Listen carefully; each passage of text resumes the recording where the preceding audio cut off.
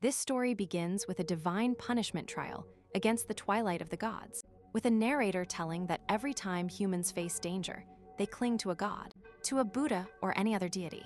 While we see a man being judged by hooded entities, as the votes are counted, the narrator asks them what would happen if the one they ask for salvation was in danger. The count ends under the gaze of the captured man, who is sentenced to disappear, when he immediately wakes up in an open field disoriented, getting up, swearing he was sure he had died, or rather dissipated, because death is only for mortals, and now in that place he tries to invoke the system, which fails completely, restricting his access, so he understands that his divine status was degraded, left without his divine power, but with all his memories. Confused, he sees a ship approaching.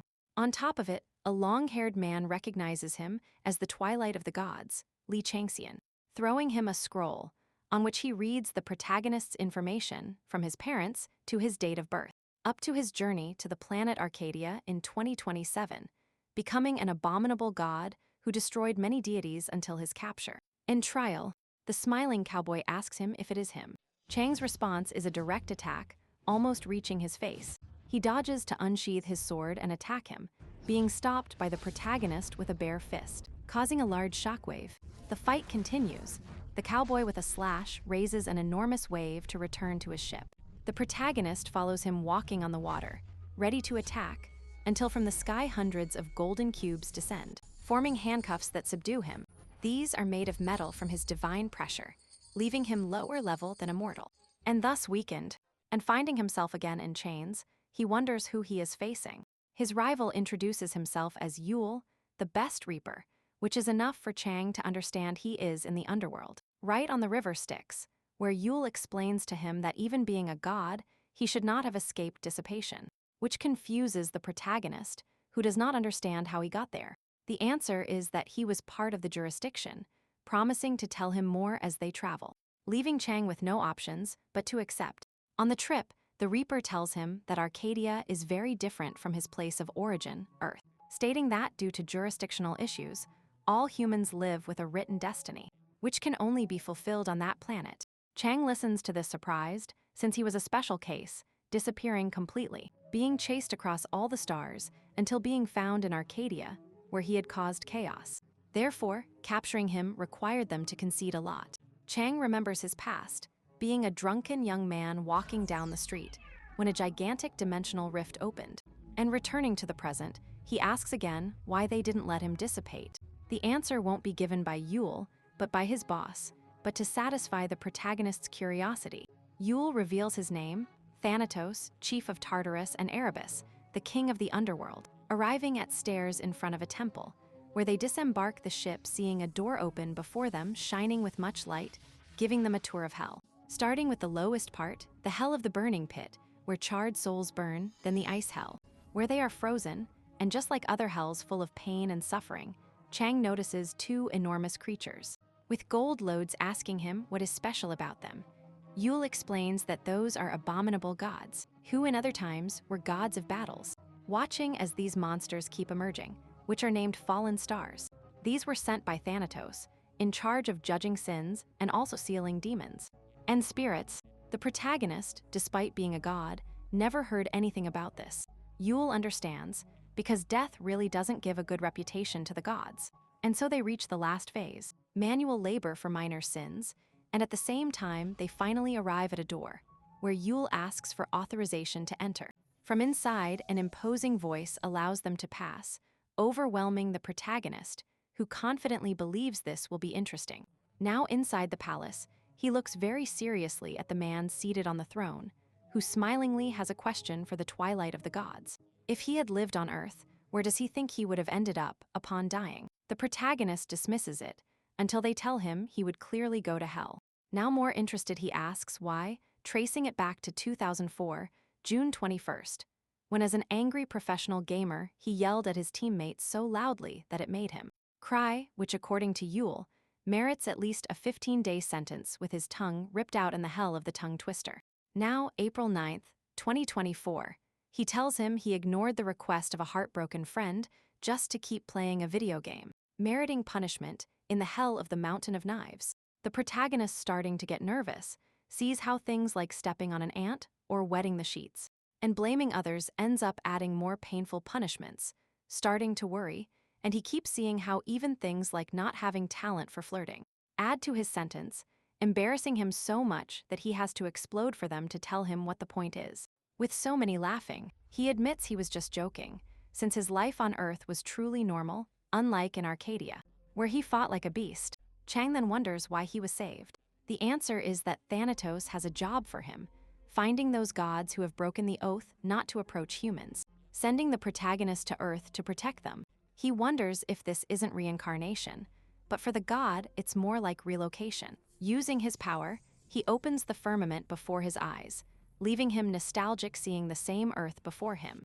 The level of astonishment surprises Thanatos, who sees emotions awaken in the protagonist, emotions he thought he lacked. He acknowledges that it is his home.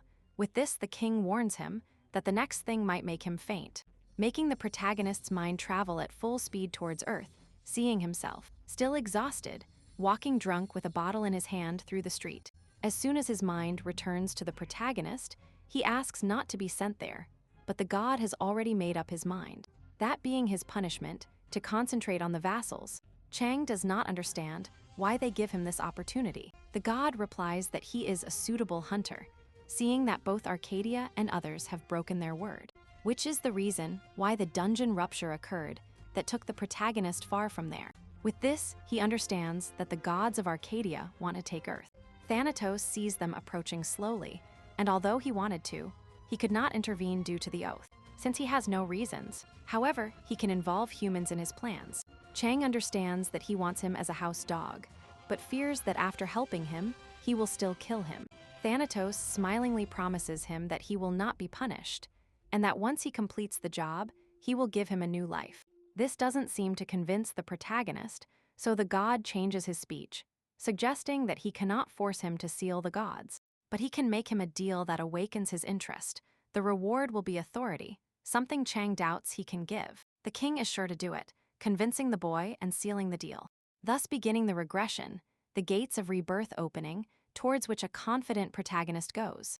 Later, Yule and Chang, with the former reminding the protagonist that he will return to Earth as a human, with the risk that if he is detected by the gods, he will be locked up again. Chang complains about the entire explanation, just as they reach a huge door, this being the exit, and the moment to leave. The protagonist excitedly jumps saying goodbye to Yule, hoping to see him again someday. He agrees with him, reminding him before he leaves that he is still a deceased person with the power of a king. And crossing the door, Chang enjoys the freedom of a gigantic free fall, in the middle of which he receives authority, and therefore the faculties of administrator, finally arriving on Earth, waking up disoriented in the middle of a field surrounded by people. And he sees his memories intact, which is an achievement for the system. For their part, the rest of the people are terrified by the dungeon. The protagonist recognizes that he returned to Korea, getting up in the middle of a gigantic circle in an even larger forest, in an area protected by barriers. With this, he remembers that Thanatos told him that he could not return him to Earth, as he would have to evade the gaze of the gods. So he left him in the middle of a dungeon full of scared people. This is the Pink Forest dungeon, where there are more than 400 players, not counting the protagonist, who slightly bugs the system to include him. Then they are given their mission, which is supposed to be suited to their strength. The theme is recovery. They must defeat all the monsters in the forest until they reach the benevolent cliff, passing through the 5 sections of the forest, where there are different creatures and methods to defeat them, giving an inventory to each one, as well as a status window and abilities, plus a mini tutorial, which Chang does not need. Stretching next to a small, terrified girl, who notices him watching curiously, seeing how as soon as the trial begins, he is the first to run straight into the forest, to everyone's surprise, who faintly manage to recognize him by the name of Tyrant. Now in the middle of the forest, the protagonist, almost out of breath, is frustrated by his lack of stamina, and looking at his status window, which bugs out until his administrator qualities are gradually restored, starting at level 0, with some abilities given by Thanatos, like soul extortion, which allows him to absorb the souls of his victims and burn them in the flames of purgatory, gaining vitality and strength in the process. He can use this when destroying a monster to increase his experience, stamina, and health in addition to extracting information. The other ability is the Executioner's Sword, with which he will carry out a divine punishment on criminals who have broken the pact. These can only be used against gods, allowing him also to take their authorities, being able to take as many as he wants and reach my presence. And he feels that he was not cheated in his deal with Thanatos, who surely found it very complicated to give him those abilities, which reflects the hatred he has for gods. Despite being very good abilities, they are also very restrictive, because the sword only works against those who break the pact, whom he still cannot think of defeating, and seeing it as useless, he decides to seal it for the moment. Just as he sees a black mamba detect him, entering defensive mode, taking out his beginner dagger, attacking the creature, splitting it in two, easily achieving a victory, gaining abilities, and leveling up, being watched by a divine entity, being the moment when Chang decides to be the best rookie. At that moment, some information about the dungeons is explained, which for humans became kinds of natural catastrophes, but from which they saw the possibility of new beginnings. The gods noticed this and used the dungeons to select candidates for priests, or clerics who spread their gospel, and apostles who promote their will, needing humans to increase their power. However, in a dungeon, thousands could die without these jumping beings noticing any of them, seeing them simply as perishable beings, very few meeting their requirements. And so we return to the protagonist, who receives the interest of a council, good hunting season. The protagonist considers this a big prize, remembering Pavelzak, the council's real name, considered the goddess of war, who enjoys the hunt, but the prize is not her, but his mother, Aunt Mat, a primordial evil dragon. So Chang shows off his dagger techniques to impress the goddess, who wants to see more. This cheers up the boy, who is ready to impress her. This is how he walks through the enormous forest, where he encounters a trail of poisonous gas, remembering that most monsters in that area are poisonous, so he would change his plans. Then two mambas appear behind him, which cheers up the protagonist, who decides to go for the snake hunter title, easily destroying the creatures with a single dagger slash, gaining experience points by repeating the process, easily finishing off more snakes, clearing the area in record time, thus continuing to cut down the monsters, and increasing his attributes, causing such a massacre that even these creatures start to fear him, wanting to avoid combat, which entertains Chang, who will go after them anyway, easily destroying them, earning the title Black Mamba Exterminator, eliminating 100 of them, and entering homicide mode, enjoying the sensation of eliminating his enemies in battle, a feeling that reminds him of all the chaos he caused in Arcadia, raising the terror of the gods, which ended up triggering his divine trial, because he unbalanced things, but for him that is just an excuse from the cowardly gods who were overcome by a mortal. Continuing his massacre, he remembers that although at that moment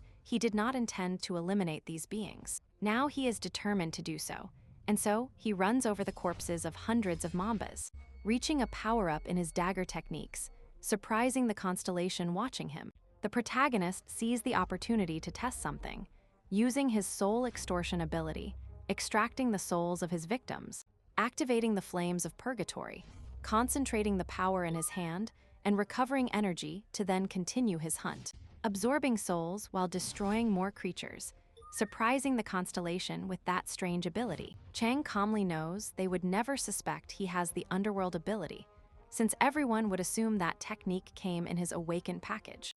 And continuing his hunt, he doubts the Constellation wants to see his status window, and if she wanted to, she would, but he trusts that the underworld has a good system to defend that.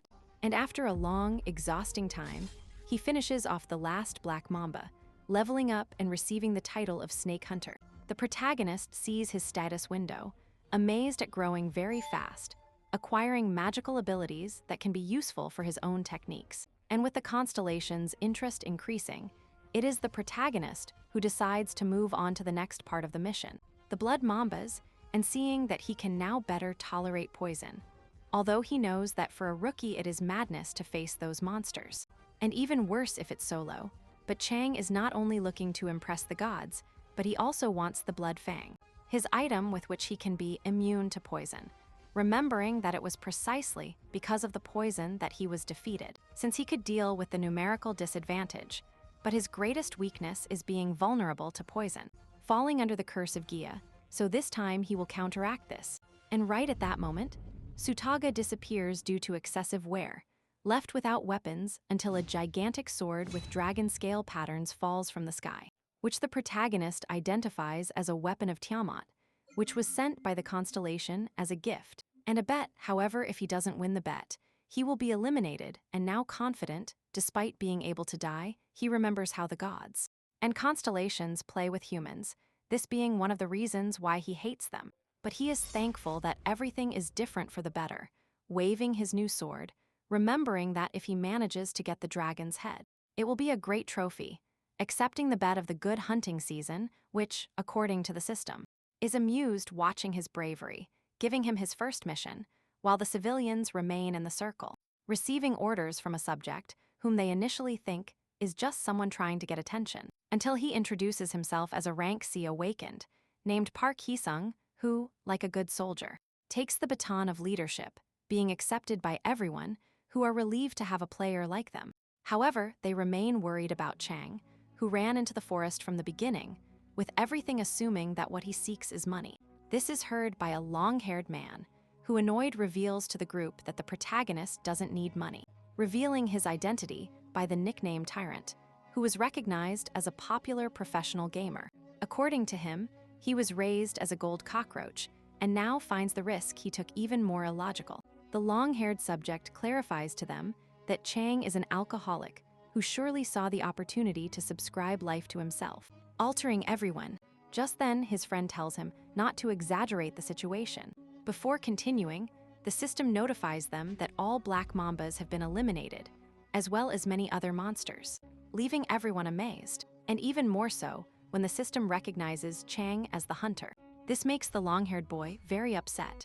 For his part, the protagonist continues on his way, absorbing souls and remembering that the Constellation is looking for new recruits, having to dig among the rookies. This led him right to him, who is sure that she is looking for him as a future apostle.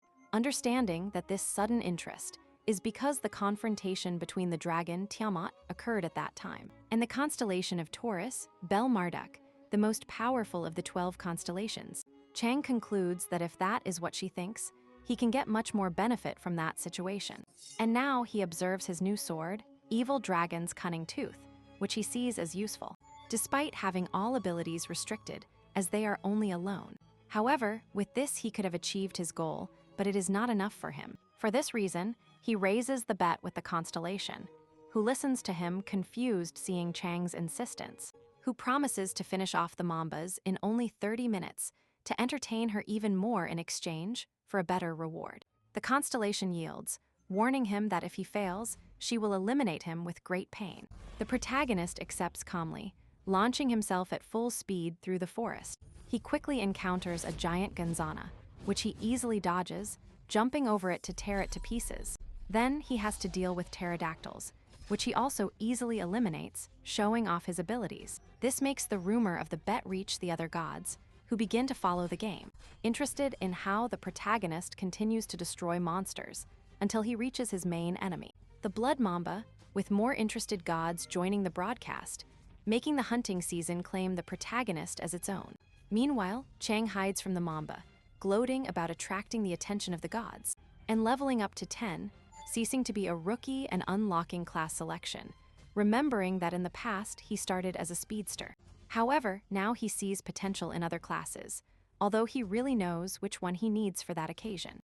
Berserker, the class with the highest attack power, despite the risk of losing his mind, he decides to take the danger, remembering that the Mamba is a difficult monster, even for level 20 players. Happily highlights the selection. However, upon descending and reviewing all the classes, he gets more and more worried, since no matter how much he searches, the Berserker class does not appear. Now nervous, he hides from the Mamba.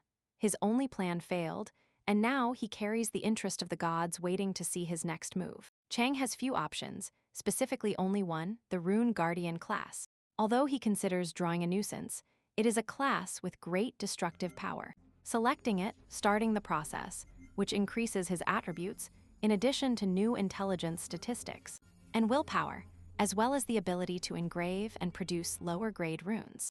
Although among the gods this seems like a reason for mockery, the protagonist confidently sees his orbs with 2 new abilities. one that allows generating runes and another that allows granting them. With this, it is enough. Using them, he gives himself buffs in willpower and intelligence. Now yes, with only 4 minutes left, he must execute his plan. Just when the Mamba appears attacking him, he barely escapes and starts running, activating his abilities, making a small cut on his hand to use his own blood to write on the sword, remembering how the ability he learned by force from his grandfather is saving his life now. The system indicates that the aggravated rune of the explosion rune and the sword begin to flash. The curiosity of the hunting season is at its peak, while the buff on the sword increases every second, making the explosion 5 times stronger. The protagonist, with only 3 minutes facing the monster, running towards it and shouting with all his might.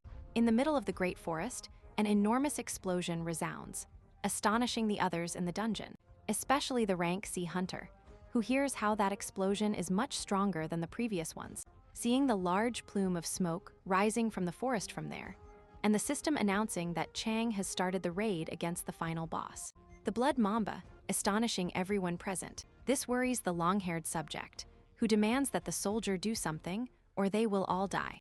Curious because he considers the protagonist selfish, the soldier only asks him to calm down and return to his position, arguing that it is safer for him to die if he doesn't follow his orders. But in reality, he is thinking about how he has seen the protagonist easily pass the entire first part of the dungeon. Seeing the point where they are, he thinks he could perfectly witness the birth of one of the 10 kings. Just at that moment, the Blood Mamba enters the safe area, terrifying the players until they see that it is simply Chang dragging its corpse, noticing that everything is still there, heading to Hisung, asking him to have the players take care of the remaining small monsters. The soldier offers to prepare the place for him to rest, but the protagonist understands that they are not comfortable with him, retreating and dragging what remains of the Red Mamba to rest alone. Everyone is surprised to see that the tyrant's reputation precedes him. Some even compare him to a demon. Although they at least see that everyone survived, all this upsets the long-haired boy. For his part, the protagonist agrees with people's words, really agreeing with the part about looking like a demon, considering that he will have time before the second monster, Wave, comes out, which he will take advantage of to rest, engraving runes to form a shield around him and his prey, to sit down calmly and review his rewards, being 2 for the dungeon and 3 for the home search, giving him the option to choose the reward. Loot including ability, item, effect, and points. The protagonist smiles seeing this, and realizes that it is easy to get achievements at a low level, feeling that he is comfortable with his current weapon. That is why he prefers to only choose points, getting 15 points, remembering that the only thing they have in common in the human world and among the gods is that the rich always win, so he decides to accumulate many points for when the shop opens. Now he sees his status window, with his new abilities, Poison Tolerance and Serpent's Eye, recognizing that it was useful to finish off the Mamba alone.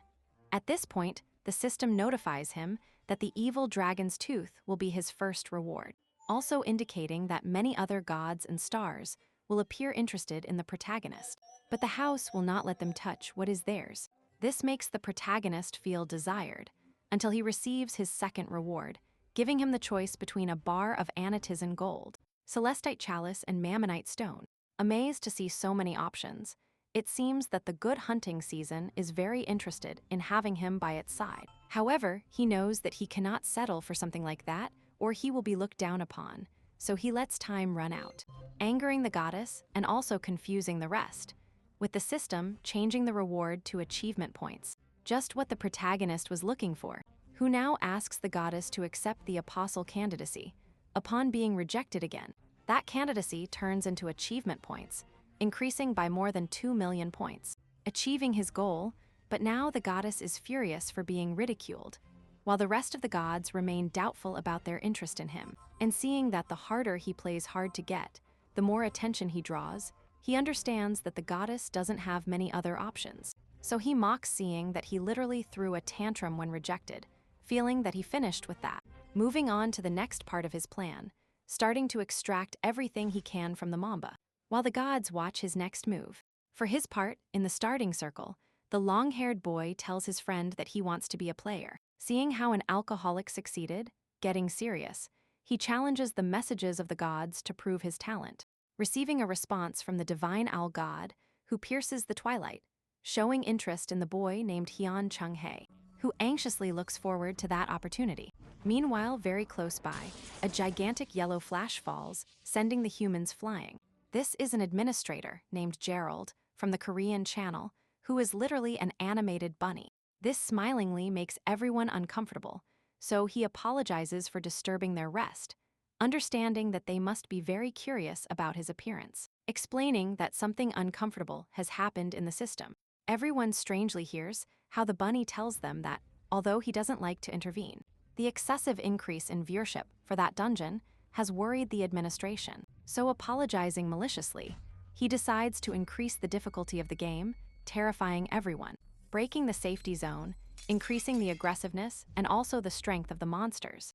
Everyone is incredulous except Heesong, who begins to have terrible memories of when he lived through this last time, remembering himself injured amidst hundreds of corpses of his companions, thinking that like last time, the gods also increase the difficulty of the dungeon, in search of an exceptional rookie, seeking for them to be their apostles, fearing that they think Chang is that person. He becomes distressed thinking that he will again have to witness how many people will sacrifice themselves, seeing how now the mission will be a team of 10, in which they must place 99 fire pearls to advance to the next stage, which they get by defeating monsters, everyone terrified with 5 seconds left to start. They grab the few weapons they have on hand. Meanwhile, the terrifying version of the bunny appears behind Kiseng greeting him. Startled, he asks how it knows who he is, and the bunny clarifies that the administration monitors him, since he survived the evil dragon dungeon, so he tells him to pray that he is safe just as the count reaches 0, and the monster wave launches the attack. Everyone terrified runs, others try to face them, but no one seems to stand a chance. When Chang appears running confidently, thinking it's his chance, now that he has the blessing of the Constellation, he launches himself against the monsters. For his part, the protagonist finishes extracting the Mamba's venomous fang, happy to be getting closer to poison immunity. When he is alerted that the second stage has begun, the gods are eagerly waiting to see his performance in this phase. And he recognizes the chaos as something they call the filtering. Now, with no time to rest, he checks his statistics, which according to him are pathetic, and his stamina is the worst, so he was thinking of resting to recover. Failing at that, he runs across the battlefield, being intercepted by fire lizards. Seeing that first he had to deal with organic poison, and now with fire poison. He notices how the lizard leaves him behind to get in front of him, observing the lizard head-on, and he launches the attack, determined to accumulate the greatest amount of necessary fire energy, cutting the monster again and again, without it being able to defend itself, until he has to avoid a large burst of fire coming from the lizard's breath. With his speed, he dodges and descends to manage to hit it in the head, from which a gigantic amount of fire sprouts.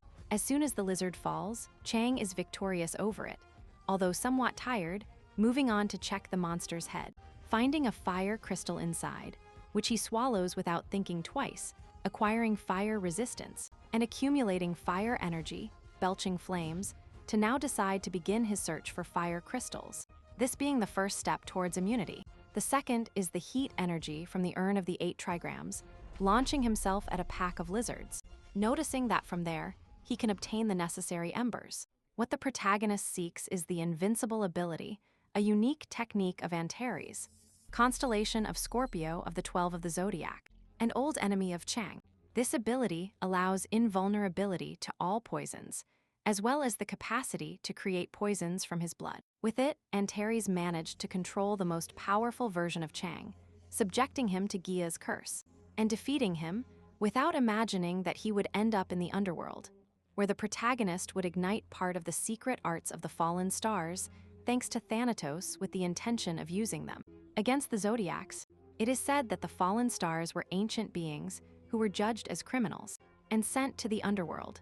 In this way, the 12 of the zodiac positioned themselves, earning several of these stars as enemies. Said stars that Yang came to know as the 10, elders who gave him their teachings. Remembering how he attentively listened to the elders when they began their first lesson, the shortcut to invincibility.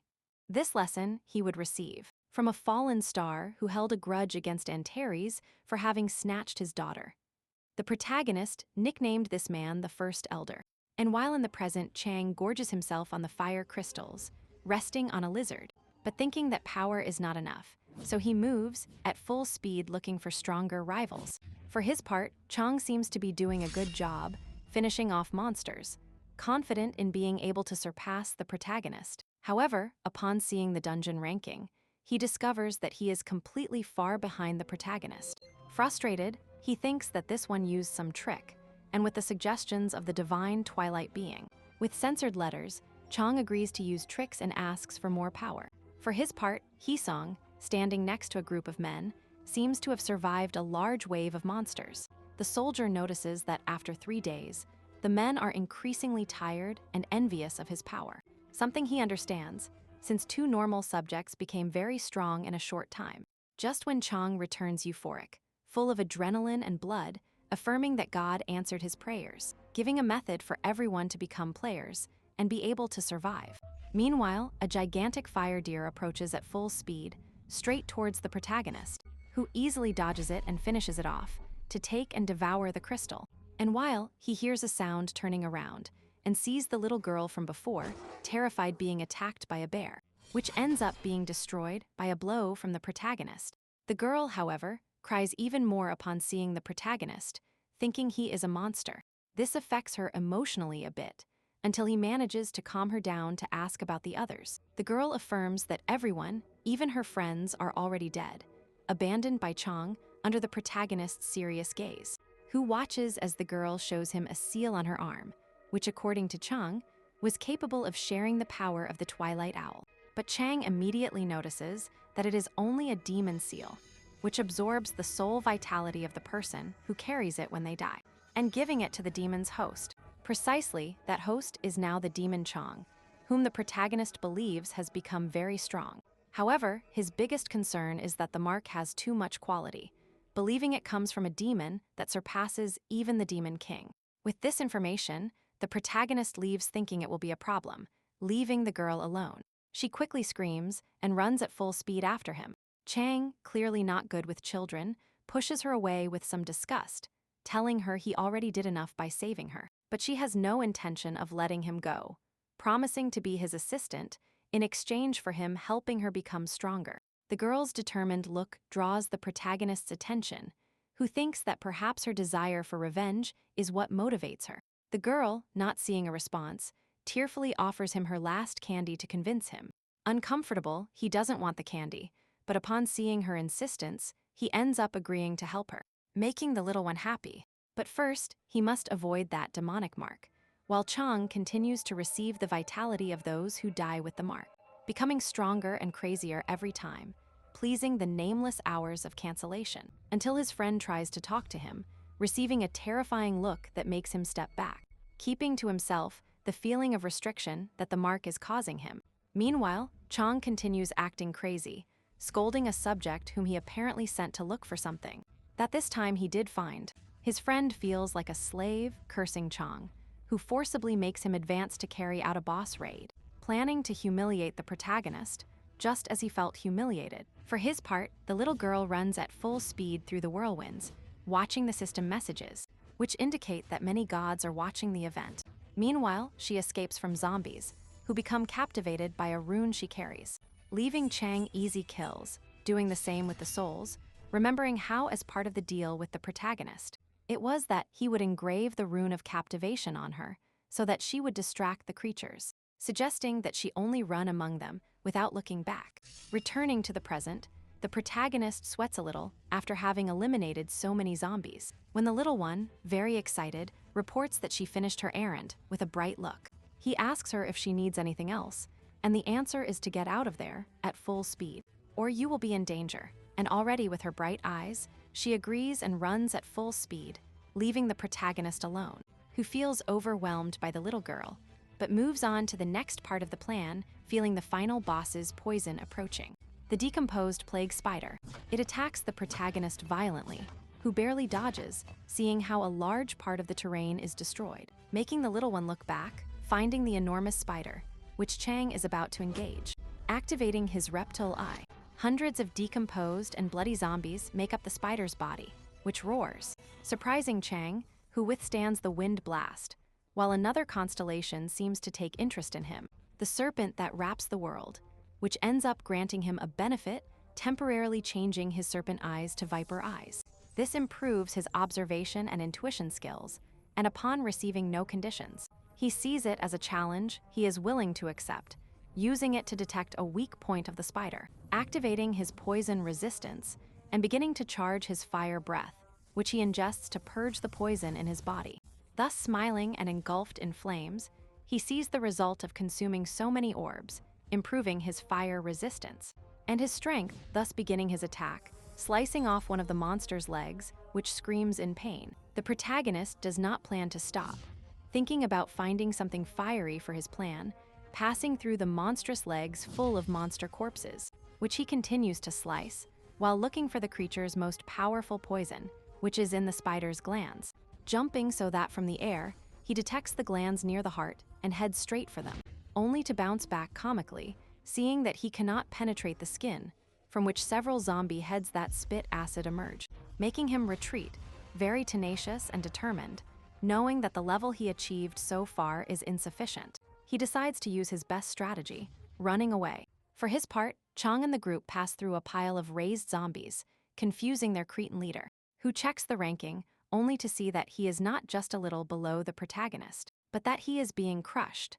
This also angers the false divine being who threatens him for disgracing his name, terrifying his servant, and warning him that he only has one chance left, this one biting his finger until it bleeds. He doesn't understand how someone can become so strong in such a short time. Seeking the gods' approval again, trying to find an idea, just when he receives the notification that the protagonist is facing the boss spider.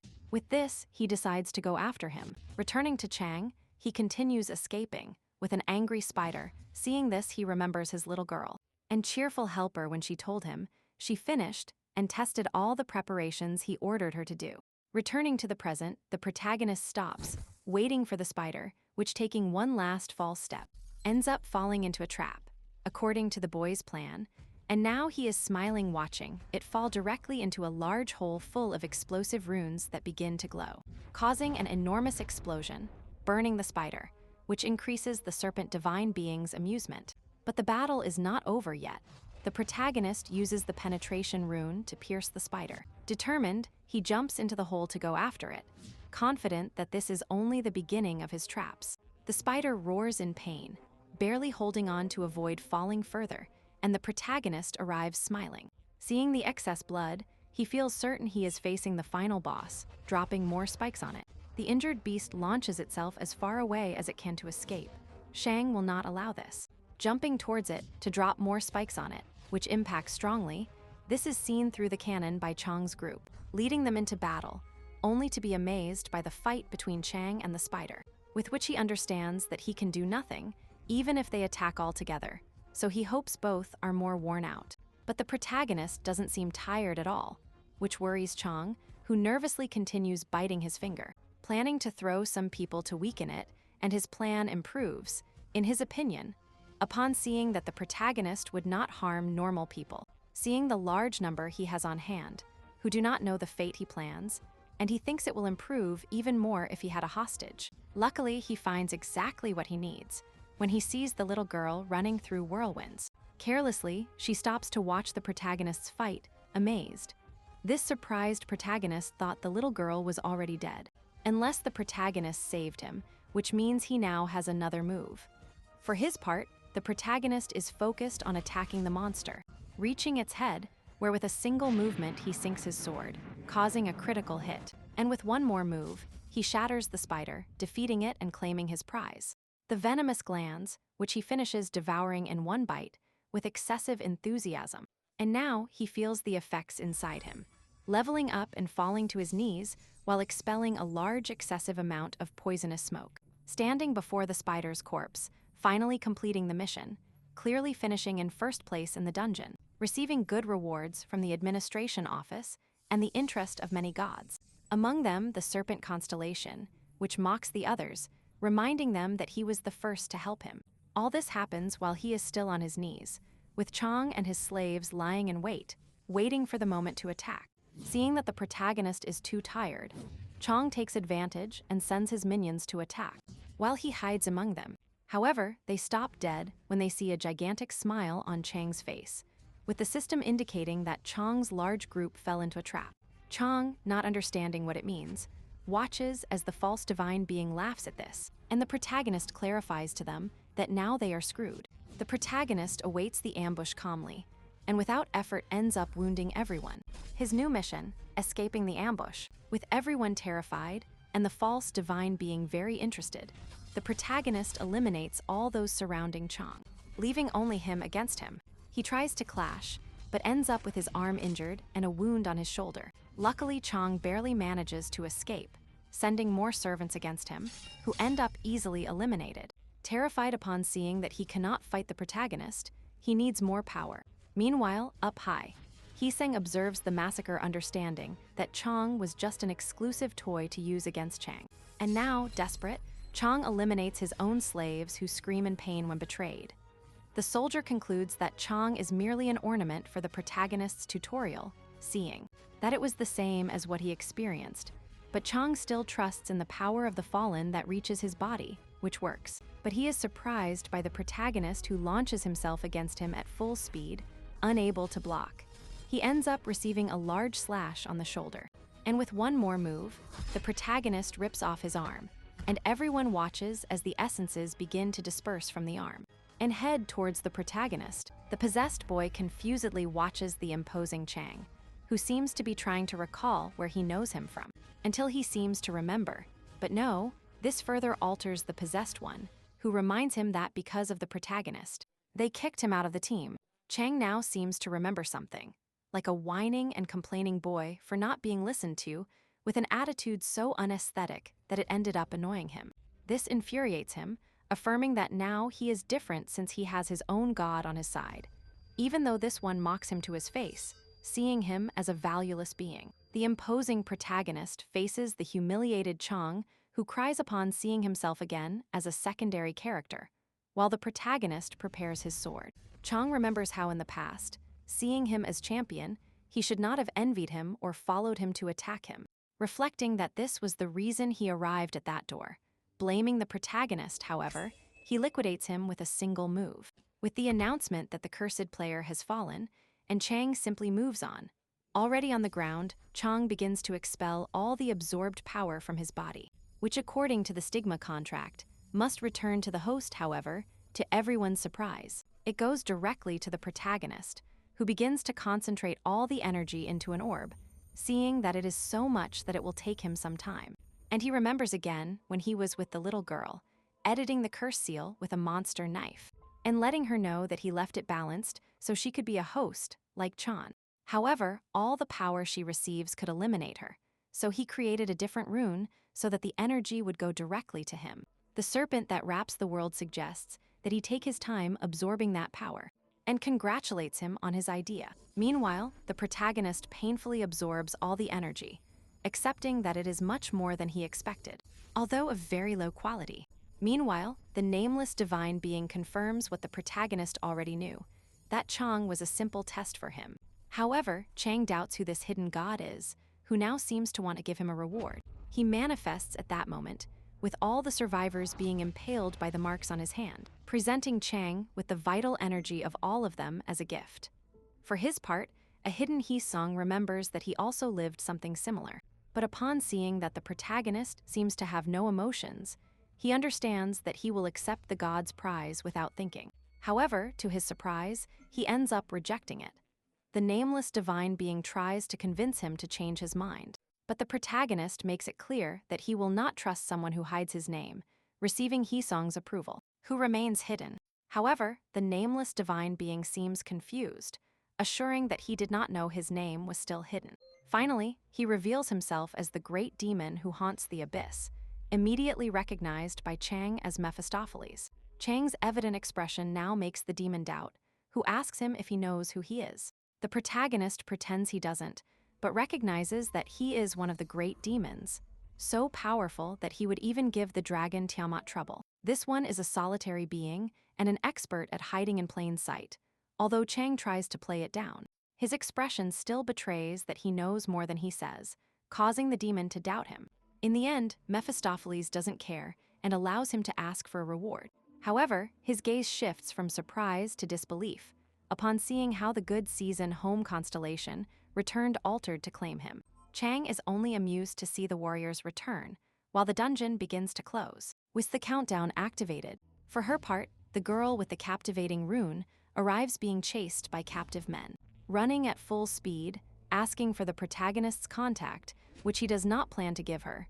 But he gives her a stake with a direction behind it, where they can help her remove her mark, since he is not the best at that, asking her to take care of herself, and meet again if possible. Just then, the dungeon closes in a bright flash of light. When the little girl opens her eyes, she is back in the city, surrounded by soldiers and frightened people. They are amazed that even with only one player, they managed to complete the dungeon mission. Celebrating, the little girl's parents run crying to hug her. Still in a state of shock, she realizes she is alive and begins searching for Chang everywhere. Without success, later, the protagonist is sitting appreciating the moon and the stars, accompanied by the serpent that wraps the world, who congratulates him for having such a pleasant pastime. Meanwhile, Mephistopheles awaits his answer. The protagonist smiles, remembering his grandfather, affirming that although it was not as he thought, he finally returned. Thus the dawn arrives, with the three divine beings fighting over him, awaiting his answer. This son moves calmly through the city, with some nostalgia, aware that his mission to attract them was a success. Arriving at the scenario search, choice of protection stars, which basically consists of choosing a god who grants him protection. In powers, the good season at home affirms to be the best option, offering him the position of first arrow. The serpent does the same, offering him the role of wise and enlightened. The demon, for his part, really with little interest, only offers him the position of final observer, but he seems to have no interest, seeing that precisely the three interested parties are useful for his plans, not needing any of the others to advance, except for one, who happens to show interest in him. The Twilight Owl, the original owner of the seal, which Mephisto counterfeited, the goddess Minerva, the entity of justice, who just became interested in him, with him thinking it was after he avoided the temptation of the seals by letting people live. However, he keeps walking, with more gods joining his interest, until a warning arrives that if he doesn't choose a protection star, he will fall behind compared to other players who will obtain it. However, he pays little attention to it until time runs out, achieving the feat of rejecting all the gods' offers, receiving the hatred of the gods, and increasing his karma points.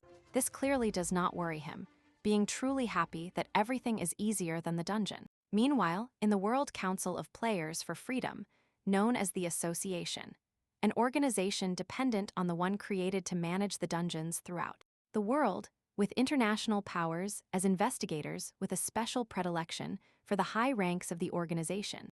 And inside, in a dark office, a subject observes multiple screens next to the woman. She shows him the news, where they clearly seem to be attacking the association, and angry about its actions in the dungeons and the governmental power it exercises. This infuriates the girl, who was precisely in charge of managing everything to deal with the emergency. Her name is Yeon, a third-class agent of the association. For his part, the subject is more concerned with the articles mentioned by a mysterious boy, demonstrating that no matter how much they try, that information keeps leaking. She annoyedly starts smoking, which earns her a scolding from her companion, which almost results in a punch. Putting that aside, both agree to be confused about how a rookie finished a 2-star dungeon and disappeared, unable to find him despite all their attempts, until out of nowhere they report that they found him in the place that feels like his home. Literally at his house, where the protagonist just arrives, being greeted by a dog and his mother, who prepares a stew that awakens Chang's hunger, although he remains in stealth mode. The smell of the food dominates him. Even though he didn't even like it in the past, he feels the nostalgia of hundreds of years reuniting also with his dog named Koso, whom he missed, and this one starts licking him animatedly. His mother tells him that the food is ready, sending him to bathe, making Chang feel happy to finally have returned home, now seeing the appetizing dishes of food where he has to deal with dinner with a gray family led by his father, mother, and 2 siblings, remembering why he avoided staying at home. Seeing how both siblings get up from the table, remembering how his father's family owns many properties, leaving his father a hospital, while his mother's family is made up of law scholars and diplomats, and his siblings who are also leaving now have similar professions. His older brother studied medicine like his father, and his sister specialized in music, winning many contests. Both seem to leave without intending to return soon, which makes him remember that compared to them, he was just a weirdo who played video games, and even being the youngest in the family, they must have worried after he disappeared for several days.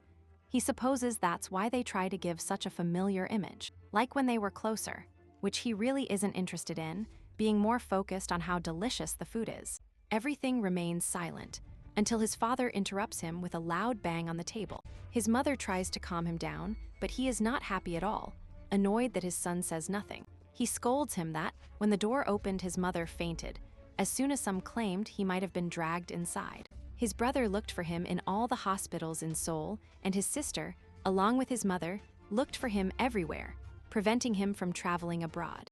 Furious to see that the only thing he does after disappearing is to return like a beggar to eat, shouting at him to get out of there and stop causing problems for his family. His mother tries to defend the protagonist, thinking he acts this way out of repentance, asking him to say something. But his father does not wait for a response, taking his briefcase, slamming the door.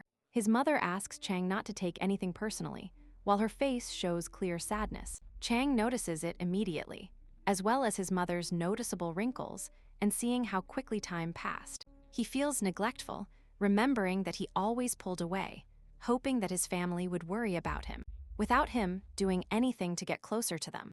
This way, he tells his mother that he is sorry, asking her forgiveness, something that leaves her amazed. Later, he goes to his room, which is made into a pigsty, which worries him about the lifestyle he led, picking up what he can until his puppy arrives, whom he hugs, wondering how to undo this mess, deciding to start by cleaning. Meanwhile, at full speed in a top-of-the-line car, the organization's agents head to see the protagonist. However, Yeon's companion worries, doubting how they will pay for such a car with their salaries. She affirms that it is due to their contract work, which apparently is illegal, although she only cares about impressing the rookie. For his part, Chang finally finishes cleaning and lies down to rest, although he cannot do so because the divine entities keep bothering him with system messages. Still, he is more interested in his family's sad expressions, feeling that he wants to show them his change. And he thinks that if they see that they are no longer alcoholics, they might open their hearts to him. Everything seems to be going well, while he plays with his puppy. However, he remembers that he plans to use Mephisto soon, and he also recalls how, before returning, he asked Thanatos who he should be most careful of on Earth. The answer was the ruler who resides in his world. To Chang's doubt, Thanatos confessed that he knows him well, the tiger that has been trapped in difficulties, a name that infuriated both the past and present Chang, remembering him as one of the enemies who was present at the trial. Laughing the whole time, despite everything, he knows that it won't be easy to catch him, as he is strong as a tiger, elusive, and with a large entourage of people. At that moment, he sees the white tiger logo in his text message, announcing that the Tiger Clan will recruit new players, explaining that the clans emerged after the appearance of the dungeons, along with the gods who showed their faces, forming clans with faithful followers, admitting the little creativity they have in naming their clan the same as their servants. Observing his phone, and although he knows he cannot start a war against them, he must find a way to finish them off one by one, without them noticing, deciding that everything must be ready in a month. So he leaves his house to take a taxi to a remote place in the middle of a mountain, running in the middle of nowhere, as he has to do something that cannot be interrupted by humans or animals, something he must do alone, and running through the forest he reaches a bathroom, although it was not his destination.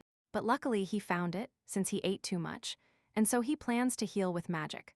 Although analyzing it twice, he decides to do it the old-fashioned way, it being the first time he enters a bathroom in millennia, coming out like new, ready to continue his journey. Arriving at a very remote place where it seems he will start, using his sword to make a cut on his hand, using his blood to form stealth runes on the trees, making the area invisible through a dome, removing and storing all his clothes, and then clearing his inventory, where there are hundreds of items made from the monsters he has eliminated.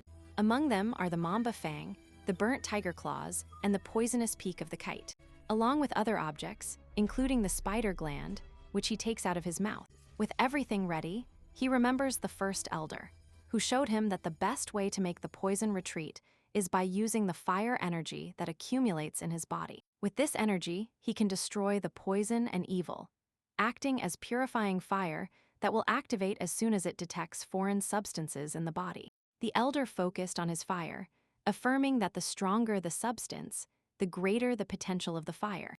Unleashing the fire with the 8 trigrams earn ability, the faster they burn, the more they purify the substances. Chang begins with the heart, which he painfully pierces with the Mamba Fang. It infiltrates quickly, nullifying poison resistance and beginning to spread throughout his body, receiving the system warning that he must heal quickly, however. Upon finishing absorbing this poison, he discovers a hidden piece that allows him to reproduce a venom similar to the Mamba's. His suffering increases more and more, as do his achievement points, ending up in critical condition. Just then, he decides to use the burnt tiger claw, which infiltrates his intestine, and in his liver. The pain is at its limit, and the notification from the good hunting season hopes that he survives. Watching her terrified, meanwhile, the serpent admires him and feels curiosity, and Mephisto just waits for the answer, which is at least better than Minerva, literally just cheering for him. With the pain rising and another poison infiltrating his arm, Chang's body melts into a virulent green that makes him scream. On the verge of collapse, without stopping for a second, he pours the liquid from the spider's venom gland, which filters through his lungs, unlocking another hidden item. Now having 5 main organs full of poison, in a putrid green impregnated throughout his body. Just when the poisons conflict with each other, almost unable to move, with pain at its maximum, and the system warning that he will receive permanent damage to bodily functions, he screams desperately, while a small flame emerges from within him. In this way, his fire mana that was impregnated in his body begins to concentrate, and now releases through his mouth and various parts of his body, discovering another hidden piece, and unleashing a large flame expelled from his body, finally reaching its objective, the fire of the 8 trigrams urns, a forgotten sacred and ancient fire, with which he begins to regenerate, purging the poisons, and freeing himself from impurities, recovering his body functions and organs, obtaining the fire attribute. And poison, he also obtains the phoenix that rose from the ashes achievement, with a plus 15 in all his stats. Immunity to 10 poisons and the blood poison skill completely recovered. He smiles for completing the mission, checking his status window and moves on to the next thing, getting weapons. Meanwhile, the agents arrive at the protagonist's home, seeing that they are not the only ones. In front of them are the head of human resources of the Sword of Wisdom clan, Wo Jongjun, and the muscular blonde leader of the White Tiger clan assault, Seo Hungwon, also known as Sabertooth. Seeing this, the agents think they were beaten to the job. But the protagonist is not there, but somewhere else, enjoying filling up with food and remembering how Thanatos told him that as a king of weapons, he would need a blacksmith who could satisfy his needs. Attentive Shang wants to know who it would be, receiving an address, and a man kindly takes him there, only to discover that it is a shop that has been closed for 5 years. Seeing the closed premises, he distinguishes the smell of divine fire on the chains, supposing they are using a good brazier. Even the good season home Constellation detects it, which confirms his suspicions, breaking the chain and opening the door. With the Constellation very interested in the smell of good metal, Chang observes all the weapons in the place walking among them. Meanwhile, Good Season Home is excited, feeling like it's paradise. However, her excitement turns to anger upon seeing that the protagonist is focused on a rusty weapon. Instead of all the others, Chang takes the weapon, despite the Constellation's demands that he throw it away. But he is more interested in every detail of it, until someone appears behind him, a man with long hair, guided by a dog. Chang immediately notices that he is a visually impaired person. For her part, at Chang's house, his mother offers fruit appetizers to her guests, surprising everyone with her elegance. However, now they must return to the competition. Hoon mocks the agency for being so interested in a rookie. Yihun is also surprised to see them there, accepting that criteria change with a super rookie. We are told that Hoon is the face of the White Tiger, with the highest battle power in Korea, but with a complex about not having a mustache, using a fake one because according to him, strong warriors have one. For his part, Woa from the Wisdom clan is part of a large corporation and uncle to one of the survivors of that gate. Everyone understands that they are there to ensure that no one else recruits Chang. So Yeon asks Hoon what he is doing there, but he has no intention of saying, which sparks a quarrel about who got ahead of whom, accusing each other of abuse of government power and of obstructing and stealing state secrets. Chang's mother interrupts everyone by asking if they came to recruit her son. Everyone happily presents their proposals, but she knows that only Chang can decide. Even so, she takes advantage of their presence to ask them what her son did during the 5 days he was trapped in the dungeon. For his part, the protagonistora talks to the subject about making a weapon, something that amuses the subject, who already considers it strange that someone wants to entrust him with something like that in that state. Good Season Hunt affirms that what the subject says is correct, because he doubts that he has made the weapons. This annoys the serpent, who stays quiet to keep watching. The blind man gets up annoyed upon feeling that they are making fun of him, so he asks Chang to leave, taking his dog named Wilson. However, Chang detects his lie, affirming that his forge is still active, being betrayed by the soot on his hands. And he suggests that his financial problems might cause his faithful companion to starve to death. The blind man thinks about it, listening to the protagonist's proposal, 10 million for each request he fulfills, and 50 million at the end, regardless of quality, but if it exceeds his expectations, he will give him a good bonus, showing his juicy advance, which somehow the blind man sees. Ignoring this, it seems the offer convinces him, asking for more for rent, and once he receives it, he is ready to work. He makes Claire attest that from now on, he will only work for him, asking to be called boss. Time passes, the gentleman is receiving Chang's order, who, as if they were French fries, orders a 5-meter-long whip, an assemblable spear, 5 huge axes and 1-hand axe, 5 different types of swords and a shield, and when it seems that's all, he adds a bow and arrows, besides suggesting he will order armor in the future. The blind man tries to refuse, but receives a generous amount of money to cover the materials. Chang also warns him not to break the deal, or he will have to refund triple. He feels like an annoying idiot, something the protagonist is used to. However, the blacksmith doesn't understand why Chang trusts him for something like that. Since it's the first time they meet, although he sees him, Chang accepts that it is true, recognizing him as a mere disabled nobody, but clarifies that he is paying for a product, so he expects not to be questioned too much. The blind man accepts, telling him that even if he wanted to, he has little time to get the materials and remember how to work. However, the real problem is that he doesn't have the special hammer, which he uses for his forge. This was stolen by his brother, the first disciple of his father, who is now in a very large clan. Chang understands this and offers his help, asking which clan his brother joined. The answer is that he is in Yigoff. Apparently the protagonist doesn't know where that place is, but he will go get the hammer anyway. The subject doubts he can do it, as it is a very dangerous place, but Chang plans to enter and leave no one alive, astonishing the blacksmith, who now admires Chang, whom he now sees as an interesting person, finally giving him the address, trusting him. And now he is on Mount Bangwa in Seoul, arriving at a sort of base where many people transit. This is the Egof clan who recruited the blind man's brother. The reason is that he will help them clear a secret dungeon, having to pass a lock where there are hidden pieces, with the entrance guarded by armed men, which the protagonist sees, beginning to also take an interest in the dungeon. But first, he must report to his Constellation, and then research a bit on the internet about the clan he will face, which is an entire facade of organized crime, basically committing all sorts of crimes, concluding that they are garbage, so it wouldn't be bad to eliminate them completely. This earns him a congratulation from Minerva, and the inflexible spirit skill of the blessing type, which gives him mental immunity and iron will, receiving it humbly, although he knows that his intentions were not fair at all.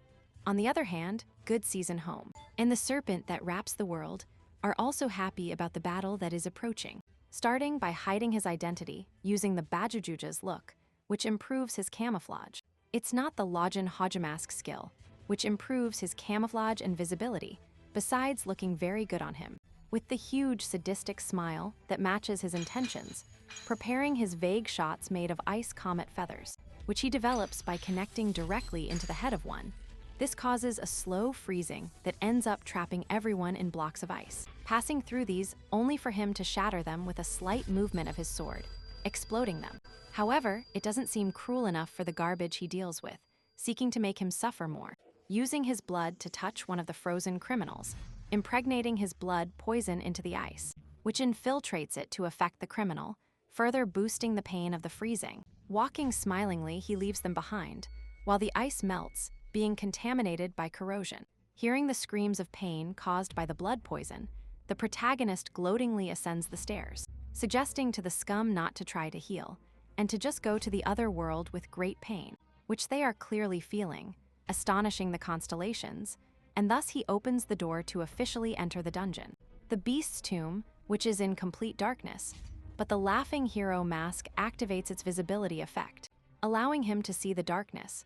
The protagonist thanks you, Jesse, for the loan, beginning his search for the blacksmith, thinking that he is surely near the door to create the keys, thinking that if he has the chance, he will take the reward, and the dungeon mission activates, needing to complete it by finishing off the protective beast and stealing the treasures. The dungeon is divided into 3 sections, where he must find the objects installed to protect the tomb. Good Season Hunt asks him why he hasn't accepted the mission yet, but the serious protagonist asks her to leave. This confuses Good Season Hunt, since there was supposed to be nothing, but the protagonist insists furiously.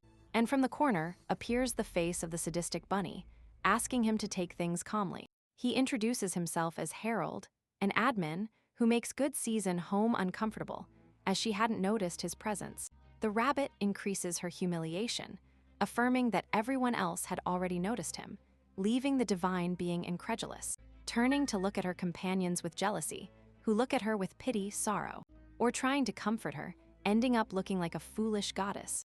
The rabbit goes off in glory, and Good Season Home tries to save face, congratulating him on his high-level concealment, even though the bunny doesn't know about that technique, until their ego dispute is interrupted by Chang, who asks him directly if he followed him to write the report.